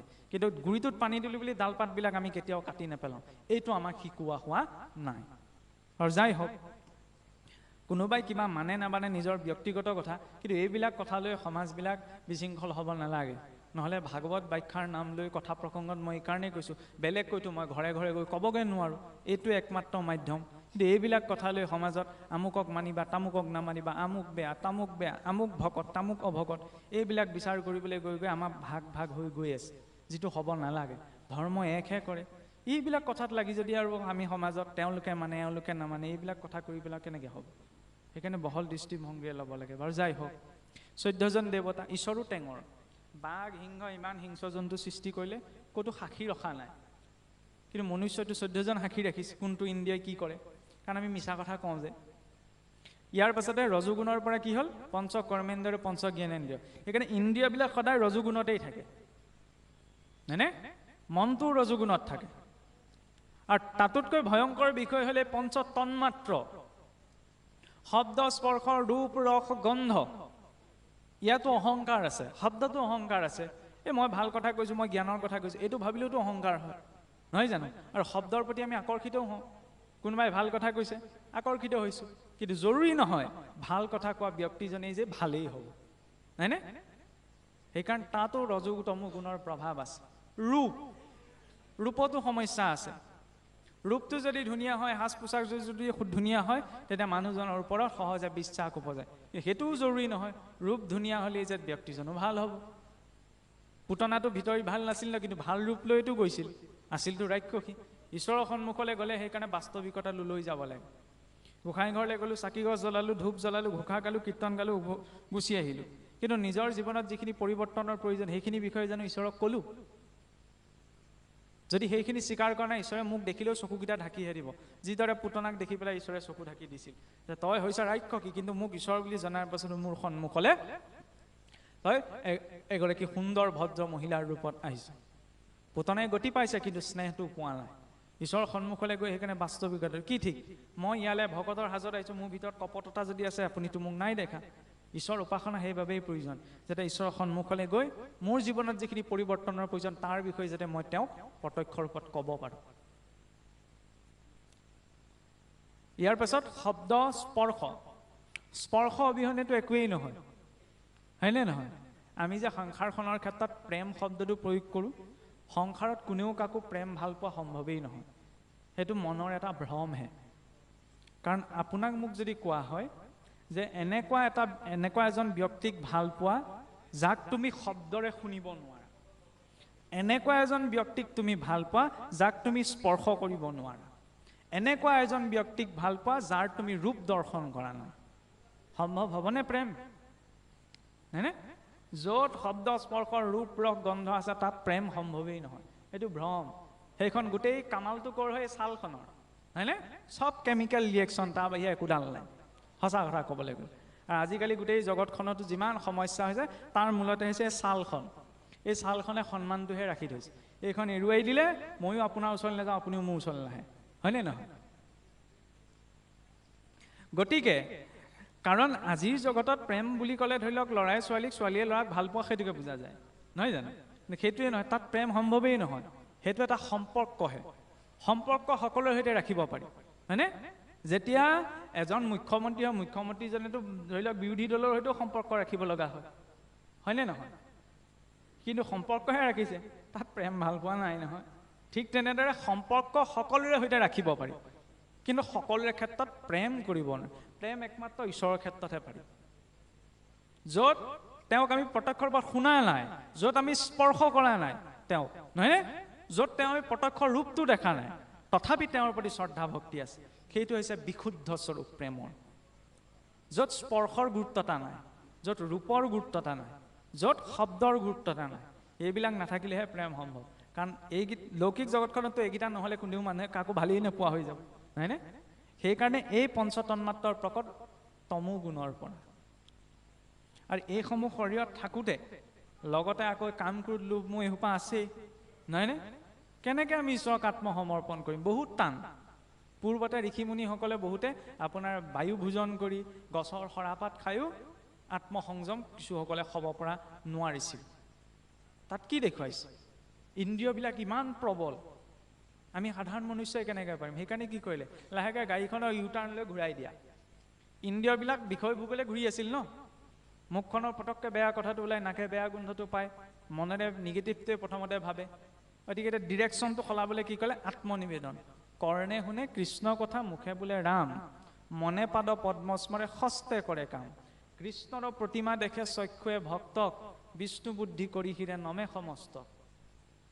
নিৰ্মাল্য তুলসী ঘ্ৰাণ লৱে নাশিকায়, বিষ্ণুৰ নৈবেদ্য মাত্ৰ আস্বাদে জিহ্বায়। পদে বিষ্ণু বৈষ্ণৱ ক্ষেত্ৰক চলি যায়, এহি মত ইন্দ্ৰিয়ৰ বৃত্তি সমূলায়। নে কাণেৰে হৰি কথা শুনাত, মুখেৰে হৰি কথা কোৱাত, মিতিৰ কুটুমৰ সৈতে কথা পাতোতে বোলে কৃষ্ণ নিজৰ ইষ্টদেৱৰ নামেৰে সম্বোধনটো কৰিব লাগে, যাতে সাংসাৰিক কথা পাতোতেও ইষ্ট চিন্তন হৈ থাকে, নহয়নে? সিমানকণহে কৰিব লাগে। কিন্তু সেইখিনি সময়ততো আমি ঈশ্বৰৰ নাম কোনেও নলওঁ। ৰামকৃষ্ণ নাম ভকতৰ সমাজত গ'লেহে বেছিকৈ গুৰুত্ব এটা দিওঁ, তাতো লাগিব। সেইটো ব্যৱহাৰিক প্ৰয়োগ। মনটো কিয় দিলে? তেওঁক চিন্তা কৰাৰ বাবে। মানুহজনলৈ চালে প্ৰথমতে আমি মুখখনলৈ চাওঁ, নহয়নে? ভগৱন্তলৈ চাওঁতে প্ৰথমতে কিহলৈ চাব লাগে? চৰণলৈ, ভৰি দুটালৈ। কাৰণ আশ্ৰয় ক'ত আছে? চৰণত। চৰণৰ পৰা চিন্তা কৰি ক্ৰমাৎ বোলে মস্তকলৈকে যাব লাগে, পুনৰ আকৌ মস্তকৰ পৰা চৰণলৈ গুচি আহিব লাগে। মুখখন কিয় চাই থাকিব? আমি লোট ল'ব নোৱাৰোঁ। তেওঁ অৰ্জুনকতো জ্ঞানচক্ষু দি দিছিল, কিন্তু শেষত কি ক'লে প্ৰভু এই জ্ঞানৰ দৃষ্টিৰে মই তোমাৰ এই বিৰাট স্বৰূপ চাই থাকিব নোৱাৰোঁ তুমি এই ৰূপ সম্বৰণ কৰা আমি কেনেকৈ পাৰিম তেতিয়াহ'লে আৰু ভগৱানে যে সম্পূৰ্ণ প্ৰত্যক্ষ ৰূপত দৰ্শন দিয়াটো বহুত ডাঙৰ কৃপা তেওঁ যদি দৰ্শন দিবলৈ হয় আমাৰ শোৱাকণো নোহোৱা হৈ থাকিব কিয় জানেনে ক'ৰবালৈ মই যাত্ৰাই পথত গৈ আছোঁ গৈ থাকোঁতে যেনিবা ধুনীয়া ঘৰ এটা দেখিলোঁ ঘৰটো দেখাৰ লগে লগে চকুটো যায় নাই বোলো ঘৰটো ধুনীয়া লাগিছে দেই ধুনীয়াকৈ ৰাখিছে কোনোবাই যদি ক'ৰবালৈ দামী কাপোৰ এযোৰ পিন্ধি যায় ভাল বেয়া পিছত কাপোৰযোৰ ক'ৰ পৰা ল'লে দামী গাড়ী এখন গৈছে গাড়ীখন ক'ৰ পৰা ল'লে কি কথা সুধো নে নুসুধো হয়নে যিটো মানুহে ধুনীয়া ঘৰটো দেখি লাগি চাইছে যিটো মানুহে কাপোৰযোৰত গুৰুত্ব এটা দিছে যিটো মানুহে দামী মোবাইলটোত গুৰুত্ব এটা দিছে আমাৰ আইসকলেও হুলৰ শৃংগাৰহে কৰে আজিকালি হুলৰ শৃংগাৰৰ প্ৰয়োগ নাইকিয়া হৈছে ভগৱানেতো ৩২ প্ৰকাৰ অলংকাৰ পিন্ধে সেইসোপা পিন্ধি যদি সন্মুখলৈ আহি পেলাই লুট ল'ব পাৰিবনে ঈশ্বৰ তুমি পিছত চাবা অলংকাৰৰ প্ৰতি গুৰুত্ব এটা বেছি যাব নহয়নে আৰু ঈশ্বৰে যিটো ৰূপ দেখুৱায় এই চৰ্মচক্ষুৰে চাব নোৱাৰে সেইটো মায়াজনিত ৰূপহে ইন্দ্ৰিয় গ্ৰাহ্য যিটো ৰূপ সেইটো মায়াজনিত তেওঁক ধাৰণাহে কৰিব পাৰি অৰ্থাৎ অনুভৱহে কৰিব পাৰি অনুভৱটো কোনেও দেখুৱাই দিব নোৱাৰে চেনীৰ মিঠা সোৱাদটো কোনেও দেখুৱাই দিব নোৱাৰে নহয়নে তাক নিজে স্বাদ কৰা যায় তাৰ জৰিয়তে জনা যায় ভগৱন্তও ঠিক তেনেকুৱা আৰু তাৰ মাধ্যম দিলে কি নাম নহয়নে এতিয়া সেই নাম বুলি কওঁতে চাওকচোন নাম লৈয়ে আছোঁ এতিয়া নামত কৃষ্ণ যিহেতু পূৰ্ণ সেইবাবে নামতো পূৰ্ণত্ব আছে কোনোবাই গীতা ভাগৱত নুবুজাকেও যদি পাঠ কৰিছে যদি তেওঁ ভাৱেৰে পাঠ কৰিছে মনত আনন্দ বৃদ্ধি পায় নামষাৰ কীৰ্তনত কি গাইছে ধৰিব পৰা নাই কি তেওঁ গাই গৈ আছে মনটো আনন্দ বৃদ্ধি পাই যায়নে এইটো আধ্যাত্মিক আনন্দ যেতিয়া নামৰ সৈতে ভাৱটো জড়িত হয় তেতিয়া সি সাধনালৈ ৰূপান্তৰ হয় তাৰ বিপৰীতে ভৌতিক জগতখনত চাওকচোন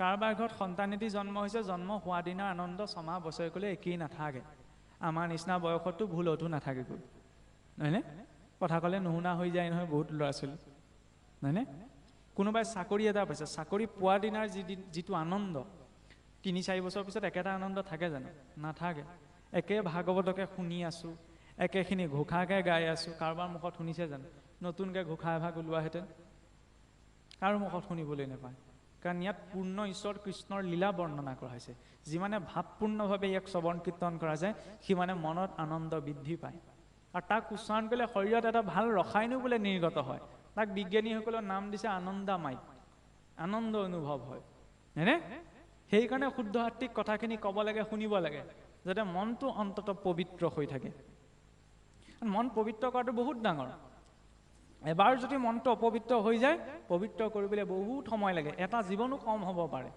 হয়নে বগা ধুতিখনত দাগ এটা লাগিলে যোৱাবলৈ বৰ টান লাগে নহয় দাগবিহীন জীৱন এটা লাগে তাৰ বাবে আত্মনিবেদন এইখিনি ব্যৱস্থা বোলে কৰ্ণে শুনে কৃষ্ণ কথা মুখে বোলে ৰাম মনে পাদ পদ্মস্মৰে হস্তে কৰে কাম হাতেৰে ঈশ্বৰৰ কৰ্ম কোনখিনি প্ৰত্যেকজন ব্যক্তিয়ে নিজৰ জীৱনত পোৱা প্ৰতিটো কৰ্ম ঈশ্বৰৰ যেতিয়া উশাহ নিশাহ এটা উশাহ নিশাহ আমি নিজে ল'ব পৰা নাই ঈশ্বৰে দি আছে কাৰণে পাই আছো নহয়নে তেতিয়াহ'লে এই ঘৰটো সাৰোঁতেও জেওৰাখন দিবলৈ যাওঁতেও নামঘৰ লেপন কৰোঁতেও সেইটো ঈশ্বৰৰ কৰ্ম খালি ভাৱটো লাগে যে ঈশ্বৰে দিছে কাৰণে মই কৰিবলৈ পাইছোঁ কাৰণ চাকি গছ জ্বলোৱাত যিমান পুণ্য আছে তাতোতকৈ বেছি হৰি মন্দিৰ মাৰ্জনত আছে হয়নে এতিয়া আমি হৰি মন্দিৰ মাৰ্জন কৰাটো এইটো মোৰ কাম নহয় এইটোহে বেছি প্ৰাধান্যতা দিওঁ ঈশ্বৰ ভক্তিৰ ক্ষেত্ৰত সেৱাৰ ক্ষেত্ৰত কৰ্মৰ তাৰতম্য নাই মহাৰাজ অম্বৰীশ তাৰ প্ৰত্যক্ষ প্ৰমাণ মহাৰাজ অম্বৰীশে সদায় হৰিক পূজাৰ বাবে যায় এজনে চন্দন পিহি দিয়ে এজনে পুষ্প চয়ন কৰি দিয়ে এজনে ভোগ বনাই দিয়ে যথা সময়ত তেওঁ ৰজা হয় আৰু গৈ পেলাই ঈশ্বৰক অৰ্পণা কৰে স্তুতি কৰি গুচি আহে কিন্তু এদিন থাকোঁতে তেওঁৰ ভাৱ ইমান গভীৰ হৈ পৰিল যে মই ঈশ্বৰক সেৱা কৰিছোঁ ঠিকেই কিন্তু মই বেছিকৈ সেৱা কৰিবলৈ পোৱা নাই নহয় মোকচোন ফুল বেলেগেহে গোটাই দিয়ে মোকচোন ভোগ বেলেগেহে বনাই দিয়ে মোৰ মন্দিৰো বেলেগে মচি দিয়ে মইচোন বেছিকৈ ঈশ্বৰৰ সেৱা কৰিবই পৰা নাই হৰিটো পাইছোঁ ঈশ্বৰৰ সেৱাৰ পিছদিনা গোটেই সকলোকে নিবৃত্তি দি দিলে মই নিজে মচি ল'ম নিজে গোটাই ল'ম তাৰ ফলত ঈশ্বৰৰ সেৱা বেছি এইটো হৈছে ভক্তৰ মনোভাৱ সেৱা নহয়নে মই কৰাটো সেৱা নহয় কিন্তু মই আহিছোঁ কথা কৈছোঁ মই গুচি যাম ইয়াত মোৰ সেৱা নাই হোৱা কিন্তু সেৱা এই অনুষ্ঠানটোত যিসকলে কৰ্তা প্ৰৱৰ্তা হৈ লাগি আছে সেয়াহে আচল সেৱা এইটো সেৱা নহয় এইটো এটা মাধ্যম সেইকাৰণে চাবচোন মহাপুৰুষে ইমান পাঠ প্ৰসংগৰ ব্যৱস্থা ৰাখিলে নহয়নে নামৰ ক্ষেত্ৰতো হ'ব হোৱা নাম দিহা নাম থিয় নাম ইমান বিভাগ ৰাখিলে ক'ৰবাত শুনিলেনে ভাগৱত ব্যাখ্যা বুলিওতো এটা ৰাখিব পাৰিলেহেঁতেন, ৰাখিছিলে জানো? নাৰাখিলে। কাৰণ বৰকে ব্যাখ্যাত গুৰুত্ব এটা দিলে হয়, বুজাৰ বাবে ব্যাখ্যা প্ৰয়োজন, কিন্তু বুজোতে বুজোতে বৰ বেছি বুজাত গুৰুত্ব এটা হৈ যায়, তাৰ ফলত আচৰণত থাকি যায়। আমাক যিমানখিনি দিয়া গৈছে পৰ্যাপ্ত। আলোচনা কিয় লাগে? নজনা কথাটো জানিবলৈ, নুবুজা কথাটো বুজিবলৈ, নহয়নে? বছ। কিন্তু কেৱল আমি বুজি থাকিলেও নহ'ব, যি পোৱা গৈছে তাক নিষ্ঠা সহকাৰে পালন কৰিব লাগে। এতিয়া সেই মনেৰে চিন্তা কৰাৰ পাছত সি মূৰটো কিয় দিলে? ঈশ্বৰৰ বোলে নিৰ্মালি গ্ৰহণ কৰিবলৈ। ঈশ্বৰৰ নিৰ্মালি কেতিয়া প্ৰস্তুত হয়? এই যে অলপ আগত যে পূজাৰ প্ৰসংগ আহিছিল, ভগৱন্ত আমাৰ হৃদয়ত আছে ন। আসন ভাগত কেনেকৈ ভক্তজনে নিজৰ হৃদয়ৰ পৰা বিষ্ণুক অৰ্চন কৰিবলৈ নিজেই বিষ্ণুময় হ'ব লাগে। সেইকাৰণে প্ৰথম গুৰুৱে যি মানস ধ্যান দিয়ে, মানস ধ্যানৰ জৰিয়তে নিজক চিন্তা কৰে, চিন্তা কৰি নিজৰ শৰীৰত হৃদয় পদ্মত ঈশ্বৰৰ ৰূপটো আনে, আৰু সেই ঈশ্বৰৰ ৰূপটো প্ৰাণ বায়ুৰ জৰিয়তে ব্ৰহ্মৰন্ধ্ৰই বাজ হৈ সন্মুখৰ আসনত যে স্থিত হৈছে এইটো ভাৱনা কৰে। আৰু ভাৱনা কৰি ভক্তজনে কি ভাবে? যে মোৰ সন্মুখত সেই আসনত ঈশ্বৰ উপবিষ্ট হৈছে, হয়নে? তাৰ পাছত মানুহ এজন আহিলে পোনপ্ৰথমে ভৰি ধুবলৈ, মুখ ধুবলৈ জল দিওঁ, হয়নে? পূজাত কি কৰে? সেই পাদ্য অৰ্ঘ আচমনি। পাদ্য মানে হৈছে কি? ঈশ্বৰৰ ভৰি ধোৱা জল, অৰ্ঘ মানে মুখ ধোৱা, আচমন মানে মুখ প্ৰক্ষালন কৰা জল। ঈশ্বৰ আহিছে, সেই কল্পনা কৰি তাকেই ভাৱনা কৰি দিয়া যায়। ঈশ্বৰটো কি দি প্ৰশংসা কৰিম ন? ধন্যবাদৰ সূচক হিচাপত সেই এপাহি গন্ধ পুষ্প আৰু ভগৱন্ত আটাইতকৈ প্ৰিয় সেই তুলসী পত্ৰটি অৰ্পণ কৰা যায়। ধূপ দীপ এইখিনি ঈশ্বৰক ধন্যবাদ সূচক দ্ৰব্য। সাধ্য অনুসাৰে নৈবেদ্য, প্ৰভু তোমাক কিনো দিম, তুমি সমস্ত দিছা, সেই কৃতজ্ঞতাৰ ওপৰত নৈবেদ্যৰ ঠগীখন। তাৰপিছত স্তুতি পাঠ কৰি সেই পূজা সমাপন হয়। আৰু ঈশ্বৰক দিয়া বস্তু যেতিয়া ভক্তজনক দিয়া যায় সেয়া হৈছে নিৰ্মালি। সেয়া লাগিলে প্ৰসাদেই হওক, প্ৰসাদো নিৰ্মালি, নহয়নে? প্ৰসাদ সেইকাৰণে আমাৰ বেছিকৈ দিয়া ব্যৱস্থা নাই, কিন্তু এতিয়া সমাজত প্ৰচলন হৈ গ'ল। আৰু প্ৰসাদ যিমানে কমকৈ দিয়ে সিমানে মৰ্যাদাটো থাকে, প্ৰসাদৰ সন্মানটো থাকে। ইমানখিনিলে যেতিয়া প্ৰসাদ যাব তেতিয়াহ'লে প্ৰসাদৰ সন্মান নাথাকে, নহয়নে? সেইকাৰণে প্ৰসাদ অল্প ৰূপত গ্ৰহণ কৰিব লাগে, অল্প ৰূপত দিব লাগে। এইটো কথা সুকীয়া যে আমাৰতো ঘৰলৈ ভাগ দিয়ে, ঘৰৰ কোনোবা এজন সদস্য আহিব পৰা নাই, তেওঁলোকৰ বাবেও প্ৰসাদ অকণমান দি পঠিওৱা হৈছে, নহয়নে? কিন্তু এইখন পাত নহয়, হয়নে? সেইখন পাত দিলে প্ৰসাদৰ মৰ্যাদাটো নাথাকে নহয়। ঘৰলৈ নিয়াৰ পিছত প্ৰসাদকেইটা সেইবোৰ ওপৰত সন্মান কৰা হয় জানো? কিন্তু হাততে এমুঠি দিয়কচোন, পৰম তৃপ্তিৰে খাব, নহয়নে? মগুমাকেইটা থাকিলে আঙুলিকেইটো চুপি চুপি খাব, নহয়নে? কিন্তু এইখিনি যদি দি দিয়ে অনীহা উপজিব। তাৰ ফলত কি হয়? প্ৰসাদৰ অপমান হৈ যায় ন। সেইকাৰণে প্ৰসাদ অল্প ৰূপত গ্ৰহণ কৰোঁ। উদৰ পূৰাই খাব নালাগে, ভাল বস্তু হ'লেও। উদৰ পূৰাই গাহৰিয়েহে খায়, মানুহে নাখায়। উদৰ পূৰাই খোৱাৰ পিছত গাত এলাহ লাগেগৈ নহয়, একো কাম কৰিবলৈ মন নাযায়, পেটটো উগাৰ আহিব আৰু যেন পৰি থাকোঁ, নহয়নে? ভাল বস্তু সেইকাৰণে এনেকুৱাকৈ খাব লাগে যাতে শৰীৰৰ পেটটোৰ এটা অংশ খালী থাকে। খালী থাকিলে কি হ'ব? সেইখিনি হজম হ'বলৈ অকণমান শৰীৰটো সক্ৰিয় হৈ থাকিব ন। কিন্তু ইয়ালৈকে যাতে মোৰ ভৰ্তি হৈ যায়, মোৰ একো কৰিবলৈ মন নাযায়, নহয়নে? সেইকাৰণে অল্প আহাৰী। অল্প মানে এইকণ খোৱাৰ কথা কোৱা নাই, নিজৰ পৰিমাণ সাপেক্ষে, আৰু সেইটো পৰিমাণটো ভিন্ন হ'ব পাৰে। ইয়াৰ পাছত কি ক'লে? চক্ষু দুটা কিয় দিলে? কৃষ্ণৰ প্ৰতিমা দেখে চক্ষুৱে ভক্তক। প্ৰতিমা মানে কি? ঈশ্বৰৰ প্ৰতীক। লাগিলে সেয়া সিংহাসন ভাগেই হওক, ঈশ্বৰৰ কোনোবা মূৰ্তিয়ে হওক, কোনোবা চিত্ৰপটেই হওক। ভগৱান যেতিয়া সৃষ্টিৰ প্ৰতিটো বিন্দুত আছে ন, সমস্ত ভূততে ব্যাপী আছো মই হৰি, সবাকো মানিবা তুমি বিষ্ণু বুদ্ধি কৰি। এই কথাটো যদি সত্য হয় তেতিয়াহ'লে ঈশ্বৰ সকলোতে আছে, নহয়নে? আমি এতিয়া সকলোতে ভাৱনা কৰিব নোৱাৰোঁ শিলটোতো যে ভগৱান আছে, কাৰণ আমাৰ চেতনাটো ইমান শুদ্ধ নহয়। সেইবাবে অন্ততঃ ঈশ্বৰৰ প্ৰতীকসমূহত যে ঈশ্বৰ আছে সেইটো ভাৱনা কৰিব লাগে, যে শাস্ত্ৰত যিদৰে ঈশ্বৰ আছে, ঈশ্বৰ সেই চিত্ৰপটখনতো ঈশ্বৰ আছে, নহয়নে? সেইবাবে য'তে ত'তে ঈশ্বৰৰ চিত্ৰ ৰাখিবও নালাগে, আৰু য'তে ত'তে ঈশ্বৰৰ নামো লিখিব নালাগে। আমাৰ য'তে ত'তে লিখি দিয়া যায়। লিখি দিয়াৰ পিছত কি হয়? সেইকাৰণে চাবচোন, নাম নামী বস্ত্ৰখনো যে কঁকালৰ তলত, আজিকালিতো ভগৱানৰ নাম লিখা এনেকুৱা চোলা কাপোৰ ওলাইছে। সেই চোলা কাপোৰটো লেতেৰা হ'লে ক'ত ধুব? গা ধোৱা বাথৰুমটোত। যি ৰামকৃষ্ণ নাম আসনৰ কাপোৰখনত থাকে, সেই ৰামকৃষ্ণ নাম যেতিয়া সেই আপোনাৰ মূত্ৰ পশ্চাদ ত্যাগ কৰা বাথৰুমটোত থুকুচি দিব, কিটো থাকিলে আৰু? নামঘৰৰ কাপোৰখন নি ঘৰৰ বাথৰুমটোত আমি নুধুংগে নহয়, হয় নাই? বাল্টি এটা বেলেগকৈ কিনি আনো, চাৰ্ফ চাবোন বেলেগকৈ কিনে, তাৰপিছত বহুত সাৱধানতে ধোৱা যায়, হয়নে? সেইকাৰণে ৰামকৃষ্ণ নাম মন্ত্ৰতকৈও শক্তিশালী। মন্ত্ৰত বিধি নিষেধ আছে, সকলোৱে আমি মন্ত্ৰক উচ্চাৰণ কৰিবও নোৱাৰোঁ, আৰু সকলো মন্ত্ৰত আমাৰ সকলোৱে অধিকাৰো নাই। কিন্তু নামত সকলোৰে অধিকাৰ আছে। যি নামে জীৱক তৰাব পাৰে সেই নাম য'তে ত'তে কিয় লিখিম? গোপনভাৱে ৰাখিব লাগে। নাম গুৰুৱে কাণে কাণে দিয়ে, হয়নে নহয়? এতিয়া চাব, আপোনালোকৰ ইয়াত বৰ ভাল কথা এটা দেখিছোঁ, নক'লোহেঁতেন কিন্তু মানে এতিয়া নাই কাৰণে কৈছোঁ। সাধাৰণতে আমাৰ যিবিলাক মাংগলিক অনুষ্ঠানৰ চিঠি পত্ৰ স্থাপন কৰা যায় ন, তাত চাবচোন সাধাৰণ কাগজ এখন হ'লেও তাত ভাগৱতৰ মূল মন্ত্ৰটো লিখি দিয়ে, কিন্তু আপোনালোকৰ লিখি দিয়া নাই। এইটো বহুত চিন্তাশীল ব্যক্তিৰ কামেই হ'ব, কাৰণ ভাগৱতৰ দ্বাদশাক্ষৰ মন্ত্ৰ গুৰুৱে কাণে কাণে শিষ্যক দিয়ে, আৰু মন্ত্ৰত সকলোৰে অধিকাৰ নাই যেতিয়ালৈকে গুৰুমুখে মন্ত্ৰ লোৱা নাযায়, হয়নে? এতিয়া যি দ্বাদশাক্ষৰ মন্ত্ৰত 12 স্কন্ধ ভাগৱতৰ সাৰ সোমাই আছে, সেই মন্ত্ৰ নিমন্ত্ৰণী পত্ৰত লিখা বস্তু হয় জানো? লিখাটো ডাঙৰ কথা নহয়। এই চিঠিখন নি জানো মই গোসাঁই ঘৰত থমগে? নথংগে নহয়।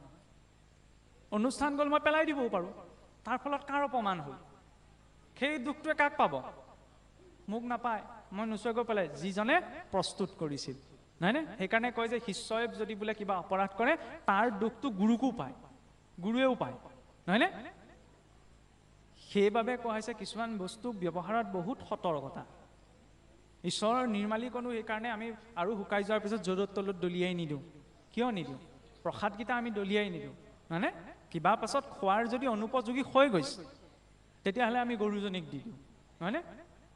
গুৰুজনীক দিয়াটো সেইটো বেয়া কাম নহয়, কাৰণ গুটো দেৱতুল্য বুলি আমি জ্ঞান কৰোঁ ন। গু পূজিত, ভগৱন্তৰ আটাইতকৈ প্ৰিয়, নহয়নে? কেতিয়াবাতো অনুপযোগী হৈ যাব। এতিয়া কেঁচা মাহকেইটা থৈ দিওঁতে যদি বহুত ঘণ্টা থৈ দিয়া যায়, বেয়া হৈ যাব। সেইবুলিতো আমি দলিয়াই নিদিওঁ ন, তাকো যথাযোগ্য স্থানতেই পেলোৱা যায়। গতিকে প্ৰতিটো বস্তু ইমান সূক্ষ্ম ব্যৱহাৰ আছে। এই সৰু সৰু কথা কিছুমান। আৰু কেতিয়াও প্ৰসাদ বাওঁ হাতত গলিয়াই খাব নালাগে। পানীগিলাচ খাওঁতো আমি সোঁহাতেহে খাওঁ, নহয় জানো? বাওঁ হাতে কিবা বস্তু খাওঁ জানো? কিন্তু কেতিয়াবা ধৰি লওক অভ্যাসগতভাৱে আহি যায়, প্ৰসাদকেইটা বাওঁ হাতত লৈ খোৱা যায়। তাৰ ফলত প্ৰসাদৰ মহিমা নষ্ট হয়। আৰু প্ৰসাদ কেতিয়াও গলিয়াই নহয়। গলিয়াই আমি পিলহে খাওঁ, ঔষধহে খাওঁ, নহয় জানো? গোট খাই গলিয়াই। ঈশ্বৰৰ প্ৰসাদ গলিয়াই নহয় নহয়, সন্মানে, তাতো বিনয়ী ভাৱ, হয়নে? এইবিলাক হৈছে আচাৰ। এই আচাৰতহে ধৰ্ম বৰ্তি থাকে। আৰু যাই হওক, গতিকে চকু দুটাৰে ভক্তসকলক দৰ্শন। ভক্তৰ দৰ্শনতো কি আছে? এই সাজযোৰৰ বহুত শক্তি আছে, হয়নে নহয়? সাধাৰণ মানুহ এজনে যদি ধুতিখন পিন্ধি এই বেংকটোলৈ যায়, তেতিয়াহ'লে একো নজনা ব্যক্তিজনেও তেওঁ ধুতি পিন্ধি আহিছে ভকত বুলি ভাবি সন্মান কৰে। সেইখিনি সময়ত এইটো নহয় মই ভকতি কৰিছোঁ কাৰণে সন্মান ব্যক্তিজনৰ নাই, সন্মান স্থানৰহে আছে। সাপটো যদি ঘৰত সোমাই মই ফেনাইল ছটিয়াম, নামঘৰত সোমালে কি কৰিম? ফেনাইল ছটিয়াম জানো? নজটিয়াও নহয়। কিবা এটাৰ ওপৰত ঈশ্বৰ আহিছে বুলিয়ে ভাবিম। কাৰোবাক জন্তু বুলি কৈ দিলেতো আমি বেয়া পাম, কিন্তু সিংহ পুৰুষ বুলি কৈ দিলেতো আমি ভাল পাওঁ। আল্টিমেটলিটো জন্তু বুলিয়ে কৈছে। সন্মান তেতিয়াহ'লে কাৰ আছে? সাপটোৰ নাই, সাপটোৰ স্থানৰ। ঘৰত সোমাইছে, কেনেকে খেদাই পঠাওঁ, কেনেকে ফেনাইল ছটিয়াই দিওঁ সেইটো ভাবিছোঁ। কিন্তু কেনেবাকৈ নামঘৰ মণিকূটত সোমালে ভুলতো সেইটো নহ'ব, কি জানি ঈশ্বৰে কিবা এটা ৰূপত আহিছে। স্থান। জন্তু বুলি ক'লে বেয়া লাগিব, সিংহ পুৰুষ বুলি ক'লে ভাল লাগিব। স্থানৰ সন্মান, হয়নে? ব্যক্তিৰ সন্মান সেইবাবে কাহানিও কৰা হোৱা নাই, সদায় স্থানৰ সন্মান। যেতিয়া সাধাৰণ ব্যক্তিজনে শুদ্ধ আত্মিক বস্ত্ৰযোৰ পৰিধান কৰে, তে ভাৱটো বেলেগ হয়নে নহয়? সেইকাৰণে চকু দুটাই ভক্তসকলক দৰ্শন কৰিব লাগে। ভকত প্ৰতিমা মূৰ দুই অধিষ্ঠান, দুইটো সেৱা দৰ্শনে কৰিবা বহুমান। ভকত আৰু প্ৰতিমা বোলে ঈশ্বৰৰ দুটা প্ৰত্যক্ষ অধিষ্ঠান, নহয়নে? আইসকলেও যেতিয়া চাদৰখন লৈ ৰিহাখন লৈ পেলাই নামঘৰলৈ, সেইখিনিত মনটোৰ ভাৱটোৱে বেলেগ হয়নে নহয়? আমিচোন নামঘৰলৈ লং পেণ্ট পিন্ধিও আহিব পাৰোঁ, নাহো নহয়। কিয়? সাজ পোছাকযোৰ এটা অনুকূল পৰিৱেশ মনত সৃষ্টি কৰি দিয়ে। সেইকাৰণে সাজযোৰতো এটা সাত্বিকতা লাগে। সেইবাবে চকু দুটাই সেই শুদ্ধ সাত্বিকখিনিহে দৰ্শন কৰাৰ কথা কৈছে। ভুল চাবলৈ কোৱা নাই, যিজনে যি কৰ্ম কৰিছে তেওঁ তেনেকৈ ফল পাব। নিজৰ শুদ্ধতাটো নিজৰ ভিতৰত লাগে। বিষ্ণুৰ নৈবদ্য মাত্ৰ আস্বাদে জিহ্বাই, জিভাখন কিয় দিলে? ঈশ্বৰৰ নৈবদ্য গ্ৰহণৰ বাবে। পদে বিষ্ণু বৈষ্ণৱ ক্ষেত্ৰক চলি যায়। ভৰি দুটা কিয় দিলে? বিষ্ণু বৈষ্ণৱৰ স্থানলৈ যাবলৈ। তালৈ গৈ কি কৰিবগৈ লাগে? আমি বোলে যাওঁ নহয়, মাহেকত বোলে বছৰেকত শৰাই এভাগ দি থৈ আহোঁগৈ, চাকি এগছ দি থৈ আহোঁগৈ। ভাদ মাহতো আমিতো এটা বেলেগ হেৰি থাকে, ভাদ মাহততো কি বহুসকল লোক সৎসংগলৈ যায়, সত্ৰলৈ যায়, নামঘৰলৈ যায়, নহয় জানো? যোৱাৰ আগত উদ্দেশ্যটো স্পষ্ট কৰাটো প্ৰয়োজন। কিয় গৈছোঁ? চাকি গছ দিবলৈ নে সৎসংগলৈ? গৈ পেলাই অকণমান বহি, কেৱল মই সত্ৰ নামঘৰ বুলি কোৱা নাই, অন্য জীৱনতো কোনো সৎসংগলৈ গ'লে তেওঁৰ পৰা আমি কি শিকিব পাৰোঁ? অকণমান হৰি কথা পতাৰ ভাৱনা লৈ যাবলৈ, তেতিয়া সাৰ্থকতাটো থাকে, নহয়নে? নহ'লে ভাগৱতলৈ বোলে গৈছিলোঁ, বইল ভাতকেইটা খোৱালে, ঘিউ দি দিছিলে, ভাল লাগিলে, সেইটোহে ওলায়গৈ। তাত কি গালে কি পাতিলে সেইটো পটককৈ নোলায়গৈ। সেয়াও লাগে, শৰীৰটোতো ৰাখিব লাগিব নহয় জানো, কিন্তু লগতে ইটোও লাগিব যে যিদৰে মুখৰ তৃপ্তিটো বিচাৰ কৰিছোঁ, মনৰ তৃপ্তিটো তাত বিচাৰ কৰিব লাগিব। সাধু সংগলৈ এইকাৰণেই যাব লাগে ভজন কথা পাতিবলৈ, হয়নে? ভজন মানে কি? ঈশ্বৰক কিদৰে আমি ভজিম, সেইবাবে মহাপুৰুষে এইটো ক্ৰম ৰাখিলে। শৰণৰ পাছত ভজন, শৰণত প্ৰথম আশ্ৰয়হে হ'ল। ভজনত গুৰুৱে কিদৰে সেই সদাচাৰখিনি ৰাতিপুৱা শুই উঠাৰ পৰা গধূলা বিচনালৈ যোৱালৈকে কেনেদৰে তেওঁ চলিব। ভজন লোৱা প্ৰতিজন ব্যক্তিয়েতো শৰাই নহজায়গৈ, সমাজে যিজনক আজ্ঞা দিব প্ৰস্তুত কৰি ল'ব তেওঁহে শৰাই ভাগ সজাব।